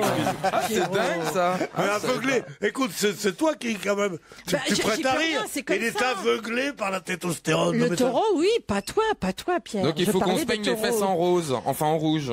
Non, ça tu prêches pour ta paroisse. Je vois bien Stevie en collant de matador avec son costume à paillettes. C'est ça. Un petit mouchoir rouge sur les fesses. Ah, tu serais bien étonné. Mais on lui fait une piqûre au taureau pour qu'il ait une montée de testostérone. Je crois qu'il y a Pierre Bénichou. On lui fait une piqûre au taureau pour qu'il ait cette montée de testostérone. Mais non, mais ils sont sélectionnés, les toros bravos, ce qu'on appelle les toros bravos, ils sont super sélectionnés en fonction de leur degré d'agressivité. Et l'agressivité est directement liée à la testostérone. Je ne vois pas rien. Oui. Bien sûr, tu n'as jamais vu une femme agressive, toi. Quand on donne de la testostérone à une femme, elle devient beaucoup plus agressive. Oui, et moustachue. Et elle gagne mieux 100 mètres aussi en général. Bon, donc vous n'en avez pas vu des corridas, si quand J'ai même. vu une seule corrida dans ma vie. En plus, le torero s'est fait encorner. Non. Donc j'en ai un très mauvais souvenir. Je trouve ça absolument très désagréable à regarder, c'est sûr. C'est bien pour bronzer. Moi, j'y suis allé une fois. On bronze, c'est génial. Si on est du bon côté. Hein. Si on bronze, si on est riche. Voilà. Si on est pauvre, pardon. Si les places à l'ombre sont plus chères que les places au soleil. Alors, je me suis encore fait baiser. On m'a reconnu encore. J'ai beau essayer de me faire passer pour un riche, à chaque fois il voit le pauvre qui est encore en moi. C'est quand même dingue ça. Non, c'est bien quand tu vas avec une fille. Non mais parce qu'autrement on caille si on est à l'ombre. Il fait froid quand même à l'ombre. Ça dépend. Ou si c'est en Andalousie l'été. Moi je peux vous dire, j'étais à Madrid au moment de l'Open de Madrid de tennis, parce que j'ai fait les deux, tennis et corrida. Et croyez-moi, je me caillais. En quelle saison? C'est au mois de mai, je crois. Oui, au mois de mai à Madrid. Il faut, au mois de mai à Madrid, c'est quand même pas décembre. Non, mais la temporada, c'est entre juin et septembre. Si. Juin, juillet. Si t'es à Séville au mois d'août, crois-moi qu'à 5h de l'après-midi, t'as pas froid quand t'es à la J'étais pas à Séville au mois d'août, j'étais... Mais tu t'es pas à Séville au mois d'août, t'es un con, c'est tout. Non, je parle pas pour vous, monsieur Ruquier. Le Titoff. Il y a un petit Titoff n'arrive pas à parler aujourd'hui. C'est lui, ça peut être un nouveau jeu, ça. Il essaye de comprendre la phrase en mettant les mots dans l'ordre. Mais il m'a traumatisé. Chaque fois que je veux parler, il parle par il croit toujours ça. Mais non, mais Titoff, c'est vrai, il n'arrive pas à parler. Et c'est vrai que moi, l'émission, il gagne. Mais lui,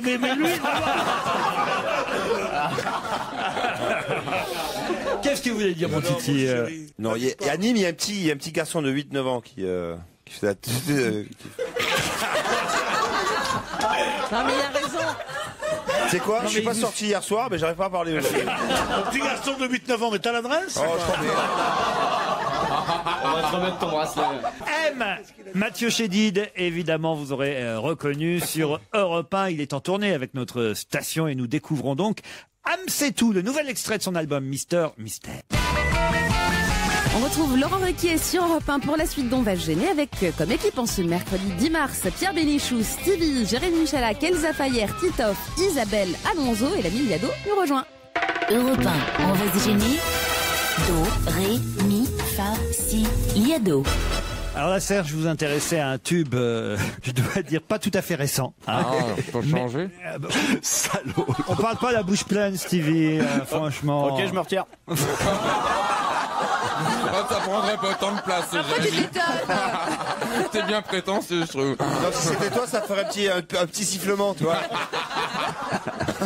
Alors justement, on peut siffler la Marseillaise, d'autant plus qu'elle serait un plagiat, d'après vous, Serge Liado. Oui, le bruit court depuis longtemps, il y a des musicologues qui s'y sont penchés. Les paroles déjà paraissent déplacées. L'essentiel du texte serait un copier-coller d'une affiche de mobilisation qui avait été placardée à Strasbourg le jour où justement elle a été composée. Et alors la musique, on pense que c'est un certain Jean-Baptiste Lucien Grison, qui était maître de chapelle à Saint-Omer, qui avait écrit ce truc-là. C'était un oratorio. Et Rouget de Lille a été en garnison à Saint-Omer. Voilà, grosso modo, ce qu'on peut dire. Donc en gros, vous êtes en train de me dire que la Marseillaise n'a pas été composée par Rouget de Lille. Non. Mais par un monsieur qui s'appelait Jean-Baptiste Grison. Exactement. Et alors vous avez retrouvé comment on peut avoir un enregistrement de la musique de Jean-Baptiste Grison? Eh bien, parce qu'on a retrouvé le manuscrit, et d'ailleurs il faut signaler que ce manuscrit, il est formellement daté de 5 ans avant la Marseillaise. 1787. Voilà. Et ils sont interprétés par le titulaire des grandes orgues, justement, de Saint-Omer. C'est-à-dire qu'on va entendre d'abord l'air de Jean-Baptiste Grison, c'est bien ça? C'est ça. Alors, en 1, c'est ce truc-là qui est un oratorio, ça s'appelle Esther, et le second, c'est la Marseillaise par petits bouts. On vérifie. 1.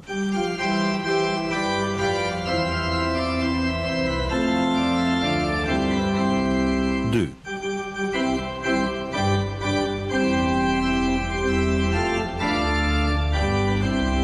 Un.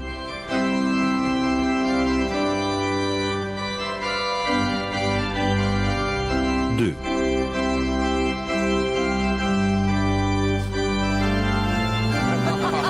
Pierre se lève.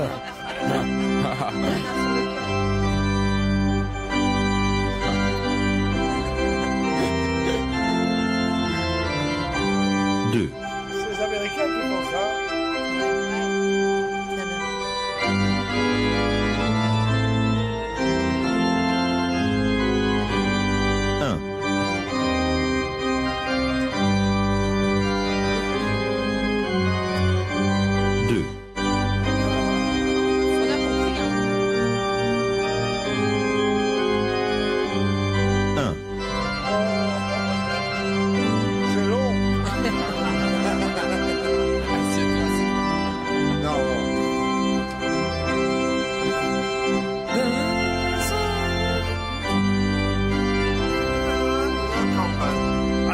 Burg, c'est terrible hein, quand même. Hein. Merci Serge, bravo pour cette démonstration. Non, t'as mis le paquet, hein, t'as abreuvé nos sillons, là. En tout cas, on doit donc désormais dire la Marseillaise composée par Jean-Baptiste Grison et oublier Rouget de Lille, c'est une évidence. Voilà, et si ça se trouve, lui-même, ce Grison, l'aurait peut-être emprunté ailleurs, on n'en sait rien encore, il faut continuer les recherches. Est-ce que ça existait les droits d'auteur à l'époque, le copyright?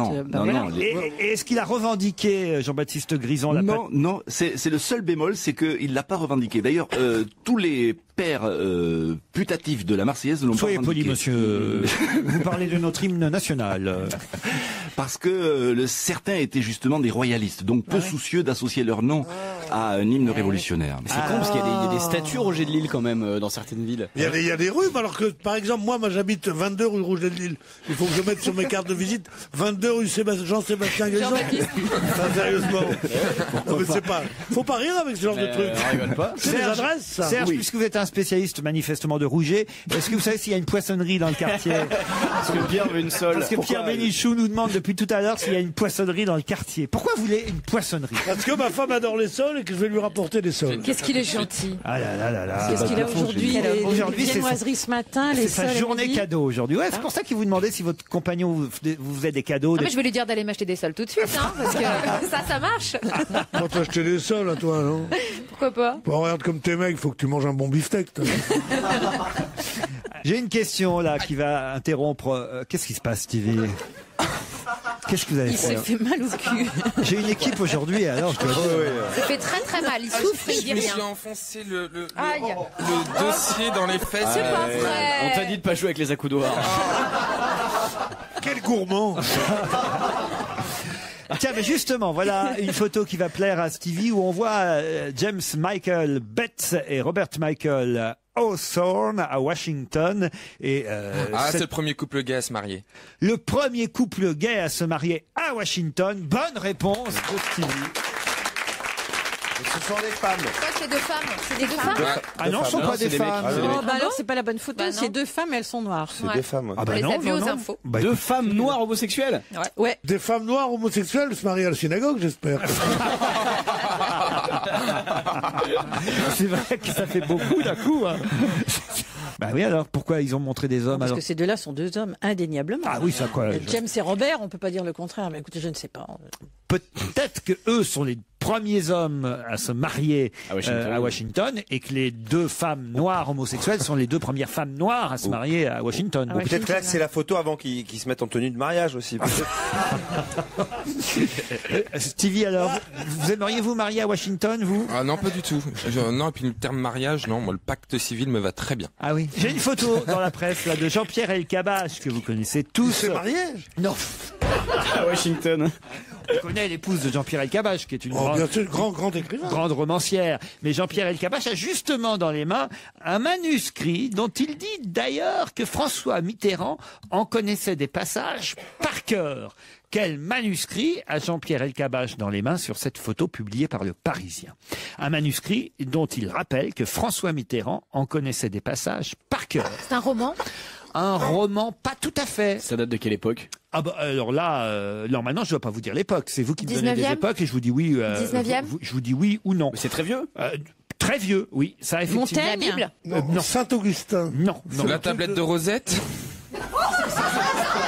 Qu'est-ce que c'est que ça?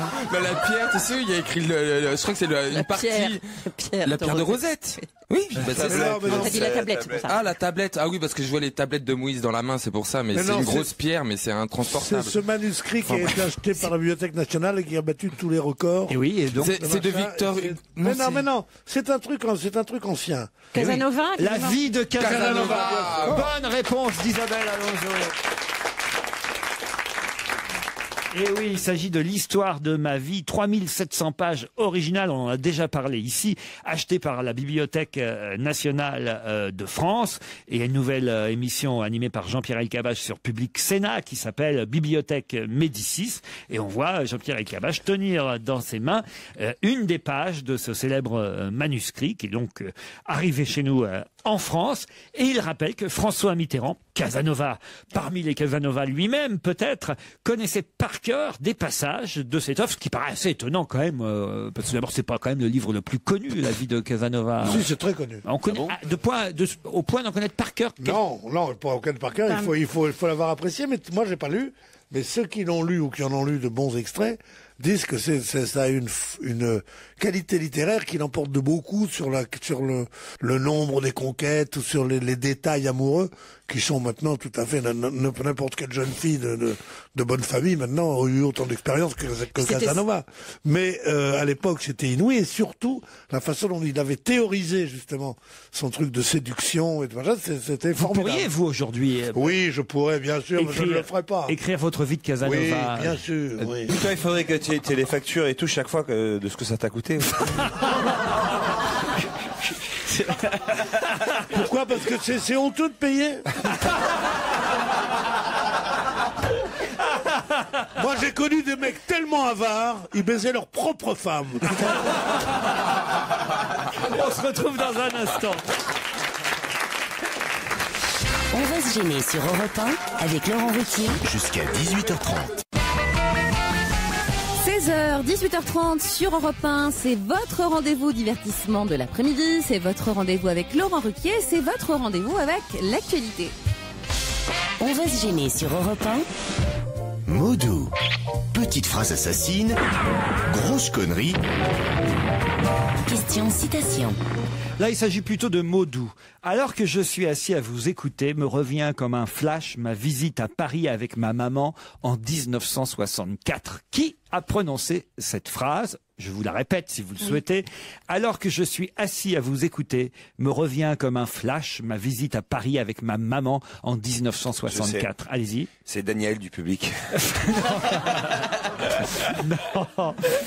Quelqu'un donc qui est venu en 64 un homme. À Paris pour la première fois. C'est un homme. Un homme politique? Non. Un étranger? Un étranger. Un musicien.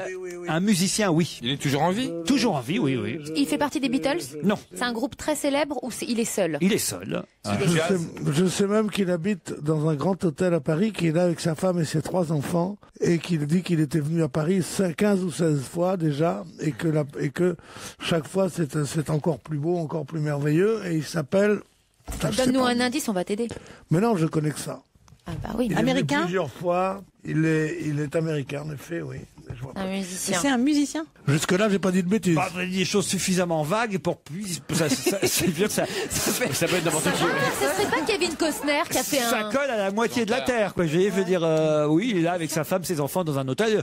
Je peux pas trop vous dire oui ou non, Pierre. Vous voyez. Il est chanteur ou il est musicien? Qu'il soit américain, c'est vrai. Qu'il soit musicien, c'est vrai. Il joue d'un instrument. Qu'il soit chanteur, oui. Il est acteur. Il chante aussi. Oui, qu'il joue d'un instrument. Oui, Paul Anka, non. Il fait que ça, la musique. Il est pas acteur en même temps. Non, il a rarement été. Il parle français? Merci. Non, je crois pas qu'il parle français. Oh, il doit dire. Et il faut se demander qui il écoute. doit dire. Je suis assis à vous écouter. Il doit dire 2-3 mots. Donne-nous un indice. C'est pas le fils de Clint Eastwood? Non, c'est pas. Il chante seul ou il a fait partie d'un groupe? Non, il a Chante généralement plutôt chanté seul. Il a fait de nombreux duos aussi très célèbres. Est-ce que c'est un homme que les femmes adorent? Pas spécialement. Ah. Non. Il est pas beau donc. Oh, j'ai pas dit ça, mais Il avait quel âge en mais 64? c'est pas l'idole des femmes, vous voyez. Il avait quel âge quand il est venu à Paris avec sa mère? Alors là, il devait avoir, oh là là, je vais vous dire. Dick Rivers? Dick Rivers. Plus français des Américains. Il a quitté sa route de Memphis. Non, c'est Eddie Mitchell. Ah merde, c'est pareil. Il en rate pas une, hein. Pas une. Il y a un bordel dans sa tête. Ah, putain, mais ils sont plusieurs, hein. Certainement cas. En tout cas, voilà, il était enfant quand il est venu avec sa maman. Quand on vient avec sa maman, c'est qu'on est enfant. Donc il a une soixantaine d'années. C'est pas sûr. Hein, Est-ce que sa maman est quelqu'un de connu? Non, mais c'est voilà, effectivement, il a aujourd'hui bientôt 60 ans. Voilà.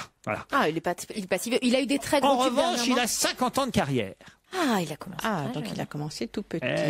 Qui 50 ans de est-ce carrière. Oui, parce qu'avant, quand il était tout petit, on l'appelait Little, et son nom... Little Richard? Non, mais après on a enlevé Little quand il a plus été petit. Ah. Il est black? Il est black. Musicien Nathan. George Benson? Non. Nathan quelque chose? Non, franchement, on a parlé... Nat Cole? Non, on a parlé que de lui la semaine dernière. Stevie Wonder. Stevie Wonder. Bonne merde. réponse de Jérémy Michalak. Ouais, je voyais une guitare et en fait il joue au piano. Stevie Wonder, le maître. Qu'est-ce qu'il y a, Pierre? C'est à lui que vous pensiez? Stevie Wonder, c'est celui qui est aveugle. Oui, voilà. C'est le Gilbert Montagnier américain, on peut dire. Et... Ça va faire plaisir, ça. Quoi? Ça va lui faire plaisir à Stevie Wonder. Ah bah, il a fait des tubes quand même, Gilbert Montagnier. Stevie Wonder, c'est quand même... Ah oui, Stevie Wonder, c'est mieux? Ouais. Ah bah, c'est une autre dimension. C'est le summum de la musique. Pour moi, tous les aveugles se ressemblent. Et mon préféré, c'est celui qui avait gagné 10 fois les chiffres et les lettres dans les années 70. C'est qui, lui? Vous avez des références, Laurent? Mais jouer du piano ou pas? Ça m'avait impressionné. Bah, comment il faisait pour voir les lettres? Vous vous souvenez pas, moi j'étais gamin. C'est en braille. Tous les mais non, pas en braille. Il avait une mémoire hallucinante. C'est un des candidats les plus célèbres des chiffres et des lettres dans les années 70. Moi j'adorais, j'étais devant mon poste. Parce que lui, évidemment, il ne pouvait pas voir les lettres et le tirage. Il les entendait. C'était Patrice Laffont encore à l'époque qui tirait les lettres. Et après il a tiré d'autres trucs, Patrice Laffont. mais à cette époque, il tirait encore les lettres et il retenait. Donc de mémoire, il visualisait le tirage de 8 lettres et il arrivait à faire des mots. C'est-à-dire qu'il avait quand même un handicap par rapport à l'autre candidat et il a gagné pendant, je sais pas, pareil pour les chiffres. 10 semaines, ça a été un des candidats les plus brillants. Ah non, mieux que Stevie Wonder, Gilbert Montagnier et tout le reste. Moi, voilà, lui, il m'a impressionné, Pierre, vous êtes d'accord? C'est vrai, c'est impressionnant. Moi, puis en plus, je suis pas le genre à me moquer des aveugles. Moi, je suis pas comme vous. Est-ce que je suis en train de me moquer là? Au contraire, je suis en train... Oui, vous dites tous les aveugles se ressemblent et tout ça, et ils ont les yeux bleus. Oui, mais ils le savent pas.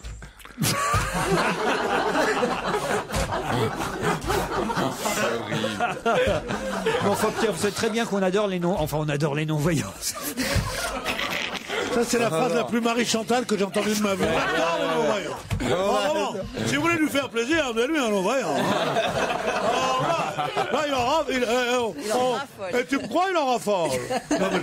Autant les malentendants, on peut pas faire d'humour.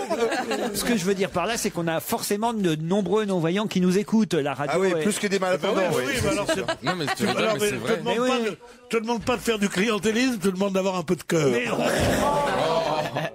Bon, en tout cas, voilà, c'est Stevie Wonder qui s'est fait décorer par Frédéric Mitterrand. Et à cette occasion, d'ailleurs, Jack Lang est revenu au ministère de la Culture où il n'avait pas foutu les pieds depuis une douzaine d'années. C'est Lang, d'ailleurs, qui avait attribué à Stevie Wonder il y a près de 30 ans la première médaille des arts et lettres, justement, puisque là, c'est commandeur des arts et des lettres qu'il a été fait. Et Jack Lang, lui, avait déjà remis une médaille il y a une trentaine d'années. Et Stevie Wonder est venu avec sa maman pour la première fois à Paris en 1900. On n'arrête pas de venir à Paris. Je crois que Stevie Wonder, il était question à un moment donné qu'il se fasse opérer, pour recouvrer. Ouais, il a vu. Si ça se trouve, ça a marché et il a dit à personne, quoi. Il a gardé les lunettes, tu vois, il nous prend pour des cons, quoi. Mais c'est vrai, il y avait. Je me rends compte qu'elle doit être triste de venir à Paris, dont tout le monde lui dit que c'est la plus belle ville du monde. Il est là, sur le balcon de ce ministère de la Culture qui donne sur le Palais Royal, qui est une merveille, et il voit pas. C'est quelque chose pour moi, ça m'appelle ma compassion, j'en pleurerais à chaudes larmes. Quand j'étais jeune, j'étais allé à Grenade, et il y avait, près du Généralif, il y avait un des aveugles qui mendiait, il y en avait un qui avait une plaque, avec écrit « Donne-moi un l'aumône parce qu'il n'y a rien de plus triste que d'être aveugle à Grenade ». J'avais trouvé que c'était merveilleux, j'étais content, puis après je m'étais aperçu que tous les aveugles mettaient ça. Même les faux aveugles. Non, mais c'est vrai que ça va être horrible d'être aveugle à Paris. Je vous propose d'écouter Stevie Wonder, justement. Europe 1, on va se gêner. Ciné. Motro. Pampan. Bonjour Monique. Bonjour. Alors c'est un jour inhabituel pour vous, on a choisi le mercredi parce que vendredi nous serons à Nice, à l'Opéra de Nice, à la rencontre des auditeurs de cette région. Tout Europe 1 sera à Nice et évidemment Monique, on a avancé de 2 jours la date de vos critiques, mais en même temps, je vous avais eu le temps, j'en suis sûr, de voir de nombreux films. Il y en a eu 9 films qui sont sortis cet après-midi. Oui, mais je suis pas très contente. C'est pas des bons films. Non. Aïe. Oh, quand même. J'imagine tout de même que la rafle, ça vaut le coup quand même. Il faut y aller. Si j'ose dire, parce que bon. On est obligé d'y aller. C'est un film honnête, historique, mais sans émotion. Ah bon? Et oui, parce qu'il est trop gichiteux, quoi. C'est hollywoodien plutôt. Bon, mais en même temps, c'est un thème. Il faut le voir parce que c'est incrédible. Même moi, pourtant, j'étais grande, si je peux dire, j'étais une petite fille. Mais même moi, je m'en souvenais pas vraiment. Ouais. Tandis que là, ça vous rappelle ces faits que des gendarmes français sont allés chercher 13 000 juifs qui se croyaient français. et de bonne souche et qui se croyaient français depuis longtemps. On est allé les chercher avec les femmes et les enfants pour les enfermer au Veldiv en juillet 1942.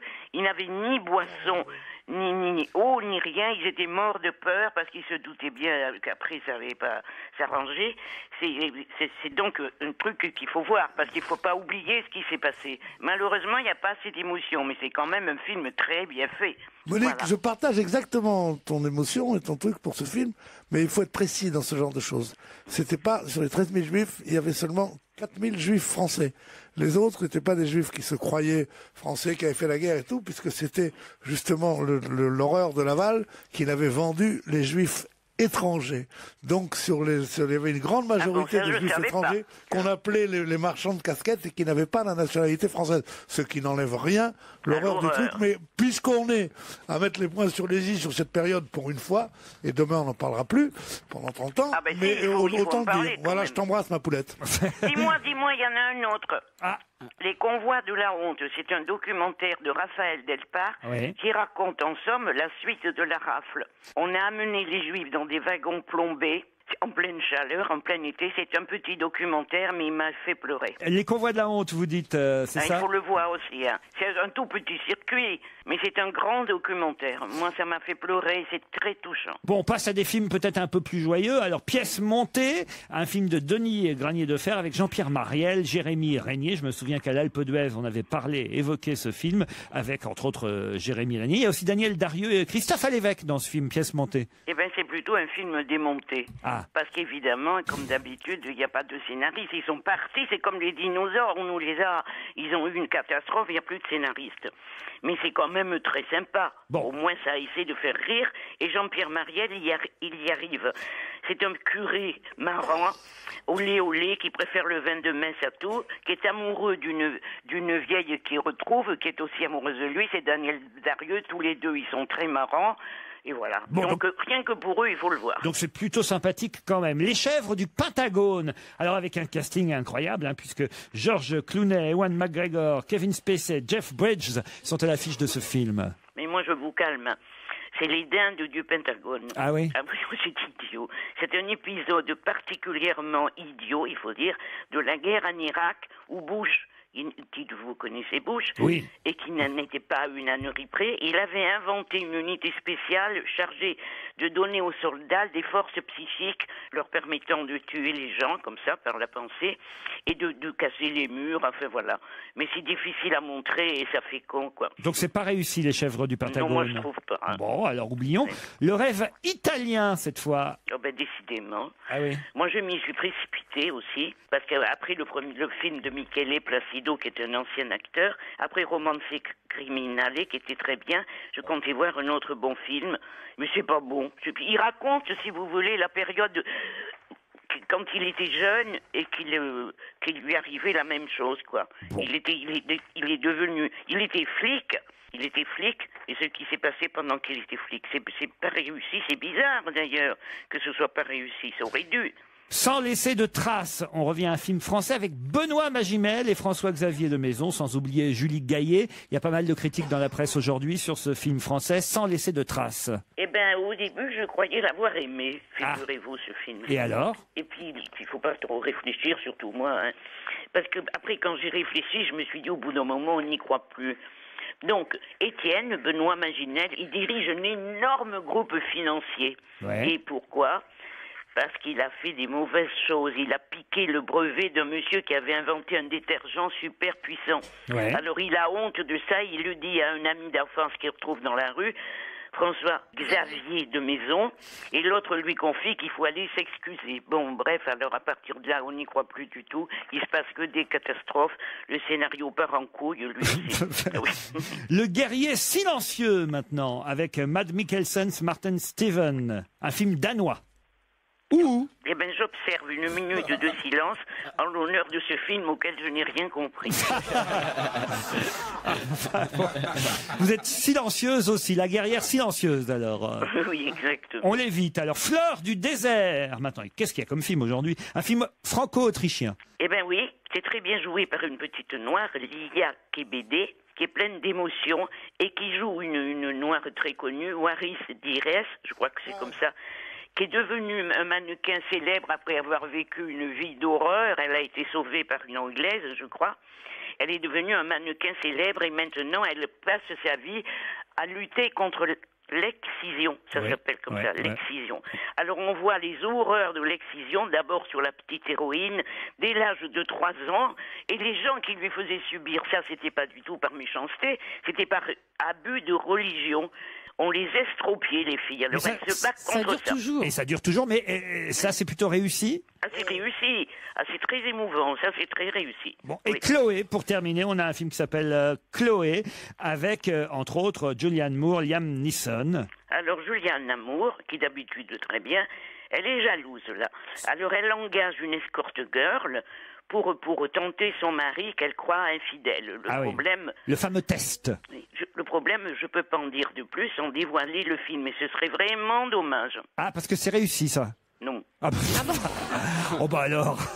C'est un film... Les films de cette semaine, ils vont pas faire du tort aux bons films sortis la semaine dernière. C'est un film d'Atom et Goyan, quand même, on peut le dire. Oui, mais j'ai toujours cru qu'ils étaient deux. Atom et Goyan.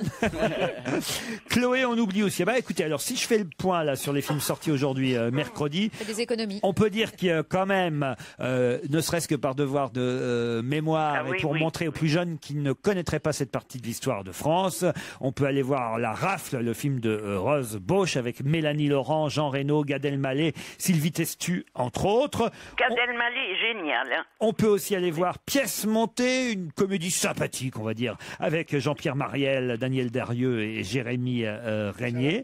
Un film difficile mais intéressant, dites-vous, Fleur du désert, c'est bien ça? Oui, absolument, bravo. Je crois que j'ai à peu près fait le tour, non? Et bravo, Laurent. On vous embrasse, Monique. Moi aussi. Notre invité d'honneur est arrivé. On va tenter de l'identifier dans un instant. On va se gêner sur Europe 1 avec Laurent Ruquier. Jusqu'à 18h30. Europe 1, on va se gêner. Attention, voici le moment de découvrir qui se cache dans la loge d'honneur. Chaque jour, c'est un suspense pour vous, les chroniqueurs, mais je le sais aussi pour les auditeurs qui aiment jouer et tenter de deviner avant vous qui peut être caché dans la loge, d'autant que la voix est généralement bien déformée. Ça va forcément être le cas aujourd'hui encore. Bonjour, invité. Bonjour. Ah oui. C'est un homme. Attention, c'est parti. Vous êtes un homme? Non. Une femme? Mon Dieu. Ouais. J'ai rien fait. Vous êtes comédienne? Quelquefois. Mais c'est pas votre activité principale. Oh là là. C'est son activité principale. Je crois que ça amuse beaucoup notre invité d'avoir cette voix.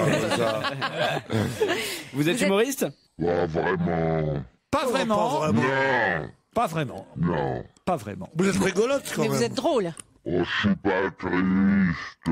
Est-ce que vous êtes aussi chanteuse? Non. Vous direz Brigitte Fontaine, comment elle parle. Est-ce que vous jouez au cinéma? Est-ce que vous êtes aussi chanteuse? Non, mais vous avez chanté. Ouais. Dans un film? J'arrive jamais à... Dites-moi qui vous êtes. J'ai un premier indice musical.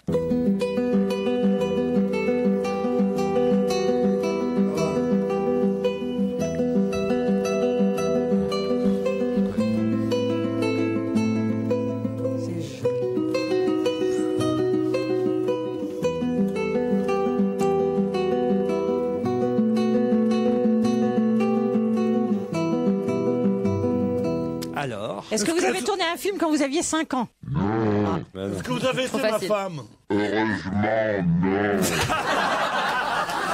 On pensait tous les deux à Brigitte Fossé. Bah oui, bien faut sûr. peut-être expliquer pourquoi vous pensiez à Parce que c'était la musique de Jeux Interdits et que Jeux Interdits était joué par Brigitte Fossé et Bah Georges non, Poujouli. mais si Laurent allait mettre un indice comme ça aussi. Mais qu'elle jouait ma femme dans une pièce de théâtre de Laurent Ruquier. Voilà, mais non, ce n'est pas Brigitte Fossé, mais en revanche, effectivement, il s'agissait bien de la musique des Jeux Interdits. Vous avez compris l'indice, évidemment, invité d'honneur. Ils n'ont rien compris. Est-ce que vous êtes joueuse? Vous allez dans les casinos, tout ça? Quelquefois. Est-ce que vous êtes joueuse de guitare? Jamais. Est-ce que vous êtes blonde? Quelquefois. Est-ce que vous... Plutôt Est-ce blonde, que- quand même, est-ce hein. que là, Plutôt vous- blonde. Est-ce que vous peignez? Ah non. Est-ce que vous avez joué dans des films olé olé et même plus? Eh bien... Oui. Ah bon? Il est fort ce Pierrot quand même. Ouais, c'est surtout qu'il est calé sur le sujet. J'ai Vous avez tourné dans un film J'ai un deuxième indice musical.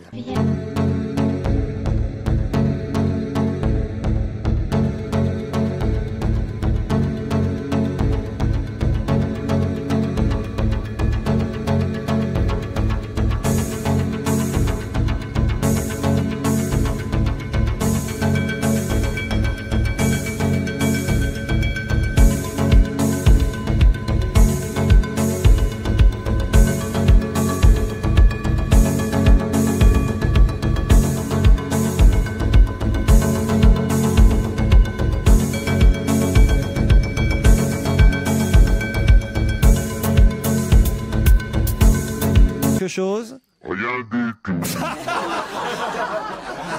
Est-ce que vous avez une marque de sous-vêtements féminins?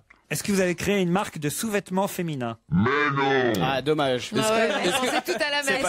Est-ce que vous avez... À qui vous pensiez? Clara Morgan. Est-ce que vous avez une émission à la radio? Mais non. Non plus. Ah bah merde. Ah merde. Ah, toi, tu croyais que c'était celle-là, hein.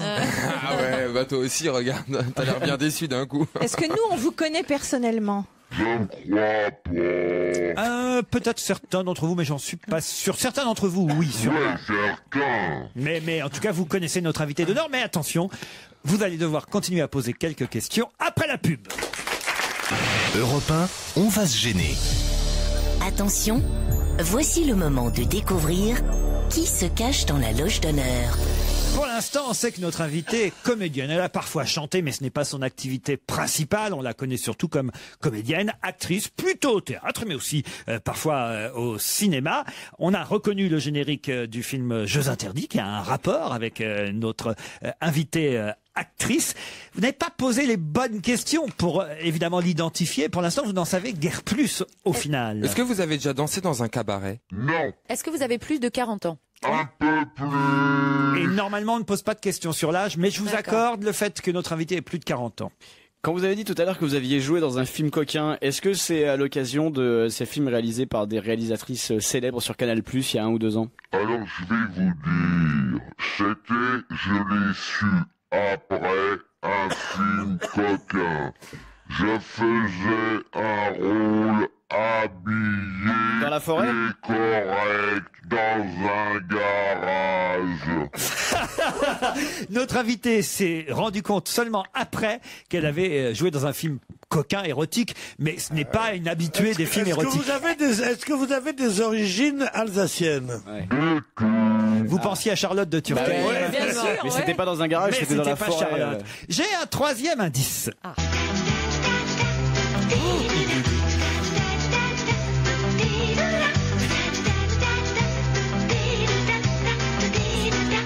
Ah bah oui. Ah, il n'y a que Stevie là que ça amuse. Il fait l'abeille. Alors Stevie, j'ai trouvé. Est-ce que vous avez fait une télé-réalité il y a 2 ou 3 ans? Non. pourquoi? Qui vous pensiez? À Mallory Nataf. Mallory Nataf. Elle a moins de 40 ans. Pourquoi? Parce que le miel et les abeilles. C'est le générique du miel et les abeilles, c'est vrai, mais ce n'est pas Mallory Nataf qui est dans notre loge. Ah, est-ce que dans une série, vous avez déjà joué le rôle d'une bonne? À quoi il pense? Il pense à qui? Ah bah oui, mais je connais pas son nom, merde. Bien sûr, on invite des gens pas connus. Tu penses à Marc de Villalonga. Ah non. Vous avez joué dans le miel et les abeilles? J'ai le droit de répondre. Oui, bien sûr. Oui. Ah, alors là, je vois qui c'est. Alors, Pierre, vous ne connaissez pas le miel et les abeilles? Non, je connais pas le miel et les abeilles. Bah non, non. Attends, bah il y en a pas 15 000, hein. Il y avait déjà Yann Coucou, mais... Il y avait... Faut peut-être continuer à poser des questions. Alors, est-ce que vous avez fait, pendant, il y a quelques années, plus de 20 heures d'antenne par semaine? Non. C'est à qui vous pensiez? Bah, à Dorothée. À Dorothée. Elle va faire l'Olympia, c'est pour ça que je lui demandais si elle allait faire une grande scène parisienne dans le futur. C'est quand même un indice. J'ai un indice supplémentaire.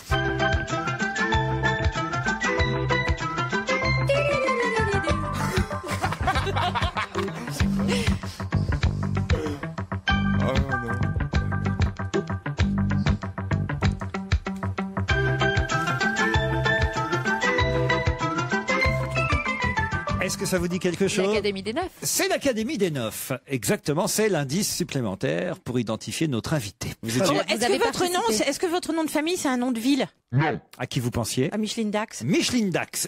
Elle n'a pas joué dans le miel et les abeilles. Bah non. Non, mais enfin, elle peut tenter. Oh, comme on dit, bien tenté. Est-ce que vous avez souvent travaillé avec Micheline Dax? Quelquefois. Est-ce que vous avez fait beaucoup de télévision en dehors du miel et des abeilles? Oui.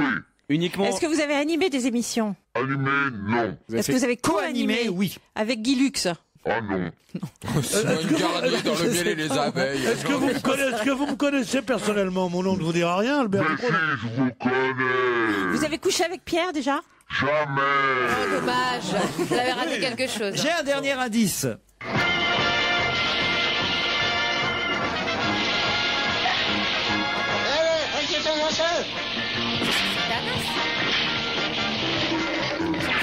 Scooby-Doo. Oh non, attends, on doit trouver, nous, c'est pas possible. Scooby-Doo-Bidou. Ah ouais. Elsa, elle a passé sa vie devant sa télévision. J'ai beaucoup mangé de télévision en fait. Scooby-Doo-Bidou. Ah oui. Scooby-Doo-Bidou. Ah, elle faisait peut-être une voix, cette dame. Ouais. Posez des questions. Alors, madame, vous avez prêté votre voix à Scooby-Doo? Enfin, à l'un des personnages? Oui. Vous faisiez la voix de Vera? Ouais. Oui. Ah bah mince, c'est qui? Je la connais. Ah d'accord. Est-ce que vous avez fait des voix d'autres dessins animés? Oui. Un petit chien. Oui. Il s'appelait comment? Ciao. Comment? Ciao. Vous êtes encore disponible demain après-midi parce qu'à mon avis on va pas trouver aujourd'hui. Ouais, posez votre journée demain. Je viendrai demain. Est-ce que vous avez déjà fait une émission en duo avec un imitateur? Non. Attends, alors, ce qui est drôle, c'est que d'un côté de la table, on voit très bien qui vous êtes, mais ils n'ont pas leur nom. De l'autre, ils ont forcément votre nom, mais ils voient pas qui vous êtes. Bah, j'essaie de me souvenir de qui il y avait dans le miel et les abeilles, et à part Mallory Nataf, je me souviens de rien. Si, c'est l'une des deux bonnes. Il y avait une brune et une blonde, ça doit être la blonde. Eugénie, elle s'appelle. Eugénie, voilà. Pas la bonne. Vous étiez au café. Je vous laisse encore réfléchir parce que c'est l'heure de la pub. On se retrouve dans un instant. Alors là, c'est un mystère autour de la table. Autant vous dire que d'un côté, Stevie, Elsa et Jérémy voient très bien qui est notre invité d'honneur, mais le nom ne leur revient pas. De l'autre, ceux qui seraient susceptibles de connaître évidemment notre invité, ne serait-ce que parce que ils ont, on va dire, une autre génération, eux, ils voient pas qui c'est parce qu'ils connaissent pas évidemment Scooby-Doo. Mais c'est important d'être une Ils connaissent pas le miel et les abeilles, et donc on a une sorte de scission de part et d'autre de la table qui fait que pour l'instant, évidemment, Et oui, il y en a un au milieu de la table qui s'amuse bien. De je devoir me régale. galérer comme ça. Et je crois que notre invité se régale aussi, n'est-ce pas? Oui. Est-ce que vous avez un peu une voix de crécelle? Je vous en prie, soyez polis. C'est bien imité. Est-ce que vous vous appelez Laurence Badi? Oui. Bonne réponse d'Isabelle Alonso. Laurence Badi qui va nous rejoindre tout de suite dans notre studio. Ah ça, je dois dire, les enfants qui sont ici, Elsa et Stevie, vont être fous de joie évidemment de retrouver Laurence Badi, dont la voix, je dois dire, tout le monde, la voix est inimitable. Et je dois dire que même déformée, la voix restait drôle. Mais on n'avait quasi pas besoin de déformer sa voix. Laurence, elle aurait pu la déformer toute seule. Voici Laurence Badi qui rentre dans notre studio.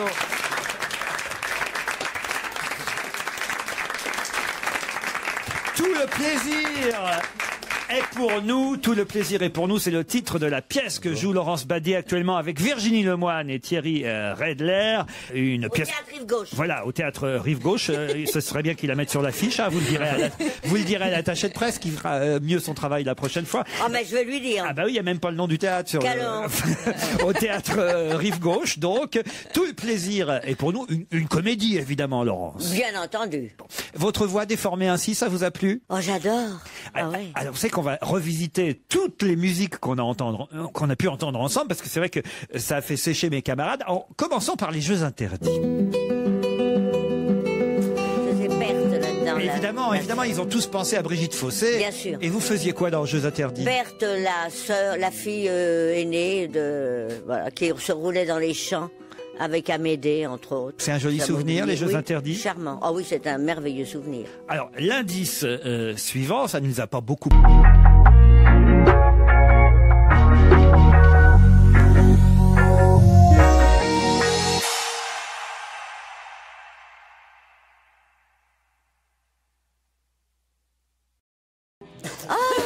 En effet. Vous étiez dans Chéri Bibi? Oui. Mais ça pouvait aider personne. Moi non plus.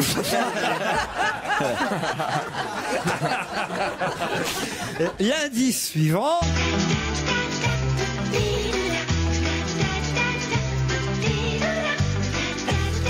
Bon alors là, Stevie et Elsa ont commencé à se réveiller. On a tilté, mais...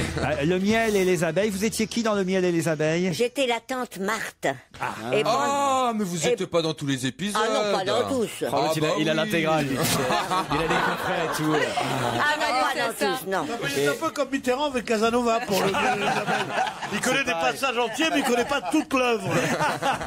Et là, vous êtes au théâtre avec Thierry Redler, qui lui était dans Les Filles d'à côté, si je dis pas de bêtises. Voilà, c'est tout à fait juste. Et Virginie Lemoine, qui est une copine à nous. J'imagine que ça doit être très drôle, cette pièce. On va en parler dans un instant, mais on continue notre petit parcours musical. Alors là, évidemment, la Kalim Idenov, habituée de cette émission de télévision. J'adorais ça. Avec Jean-Pierre Foucault. Et c'est vrai que Micheline Dax fait partie aussi de ces gens qui étaient sociétaires de ces émissions où on vous retrouvait et où on s'amusait beaucoup. Quant à l'émission que vous avez co-animée, c'était pas avec Guy Lux, c'était avec Jacques Martin. Les dimanches après-midi. Sous le kiosque à musique. Le kiosque à musique. Avec Jacques Martin. Voilà, vous présentiez une émission. Mais pour moi, je présentais pas, je jouais un rôle aussi là-dedans, Madame Chalumeau. Voilà, sur la musique classique. Sur la musique classique. Voilà, on était tous les deux, on écoutait les concerts et moi je disais des bêtises. Les rendez-vous du dimanche après-midi. C'était facile de travailler avec Jacques Martin? Non. C'est unanime à chaque fois. C'est drôle. Pose la question. Vous dites toujours ce que vous pensez, Laurence Badi. Toujours. Ça me fait du tort, mais tant pis. Vous travaillez en tout cas beaucoup. Quand même. Oui, quand même, et toujours, parce que vous êtes unique. Je dois dire.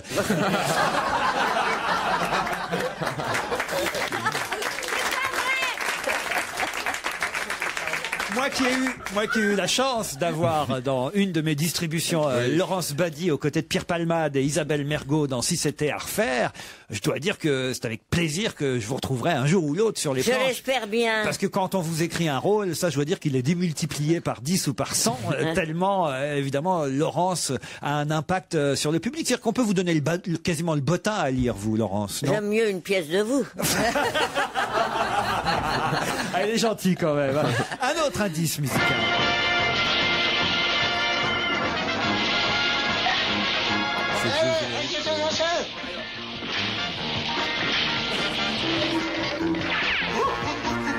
Alors ça c'est Scooby-Doo. Alors dans Scooby-Doo vous êtes la voix de Vera. Vera, il y a encore un indice. C'est dingue. J'adore. Faut appeler Hernandez qu'on fasse des duos, tu sais, le grand Schtroumpf contre Vera. Gérard Hernandez, vous avez beaucoup travaillé avec lui aussi. Quelle autre voix avez-vous doublé à part Scooby-Doo? Ciao, le petit chien, c'était avec Verlejeu, ça. Et puis aussi un fantôme. Ah oui. Casper. Casper le fantôme. J'aurais retrouvé ma maman. Ça, c'était le chien. Casper, il disait, je suis un gentil fantôme. Et à part les dessins animés, il y a des voix américaines que vous avez doublées. Beaucoup, oui. Mais votre actualité, c'est le théâtre. Tout le plaisir est pour nous, c'est le titre de la pièce qui se joue au Rive Gauche avec Virginie Lemoine. On en parle ensemble dans un instant, après la pub. On va se gêner sur Europe 1 avec Laurent Ruquier. Jusqu'à 18h30. Le plaisir est pour nous, c'est une pièce jouée actuellement par Laurence Badi et Virginie Lemoine, pardon. C'est vous dire si on rit, parce que forcément avec ce couple-là, ça ne peut pas être triste, d'autant plus que c'est une pièce, quand même, il faut le dire, de Ray Kounet, qui est un grand auteur de boulevard, il n'y a pas de honte à dire ça. Non, au contraire. Et ça fera énormément rire les spectateurs qui se déplaceront au théâtre Rive Gauche. L'intrigue, le pitch en 2 mots, c'est quoi? C'est 2 couples qui... il y a une femme qui veut tromper son mari, le mari veut tromper la femme, il y a une histoire d'appartement là-dedans, ça fait des méli-mélos affreux.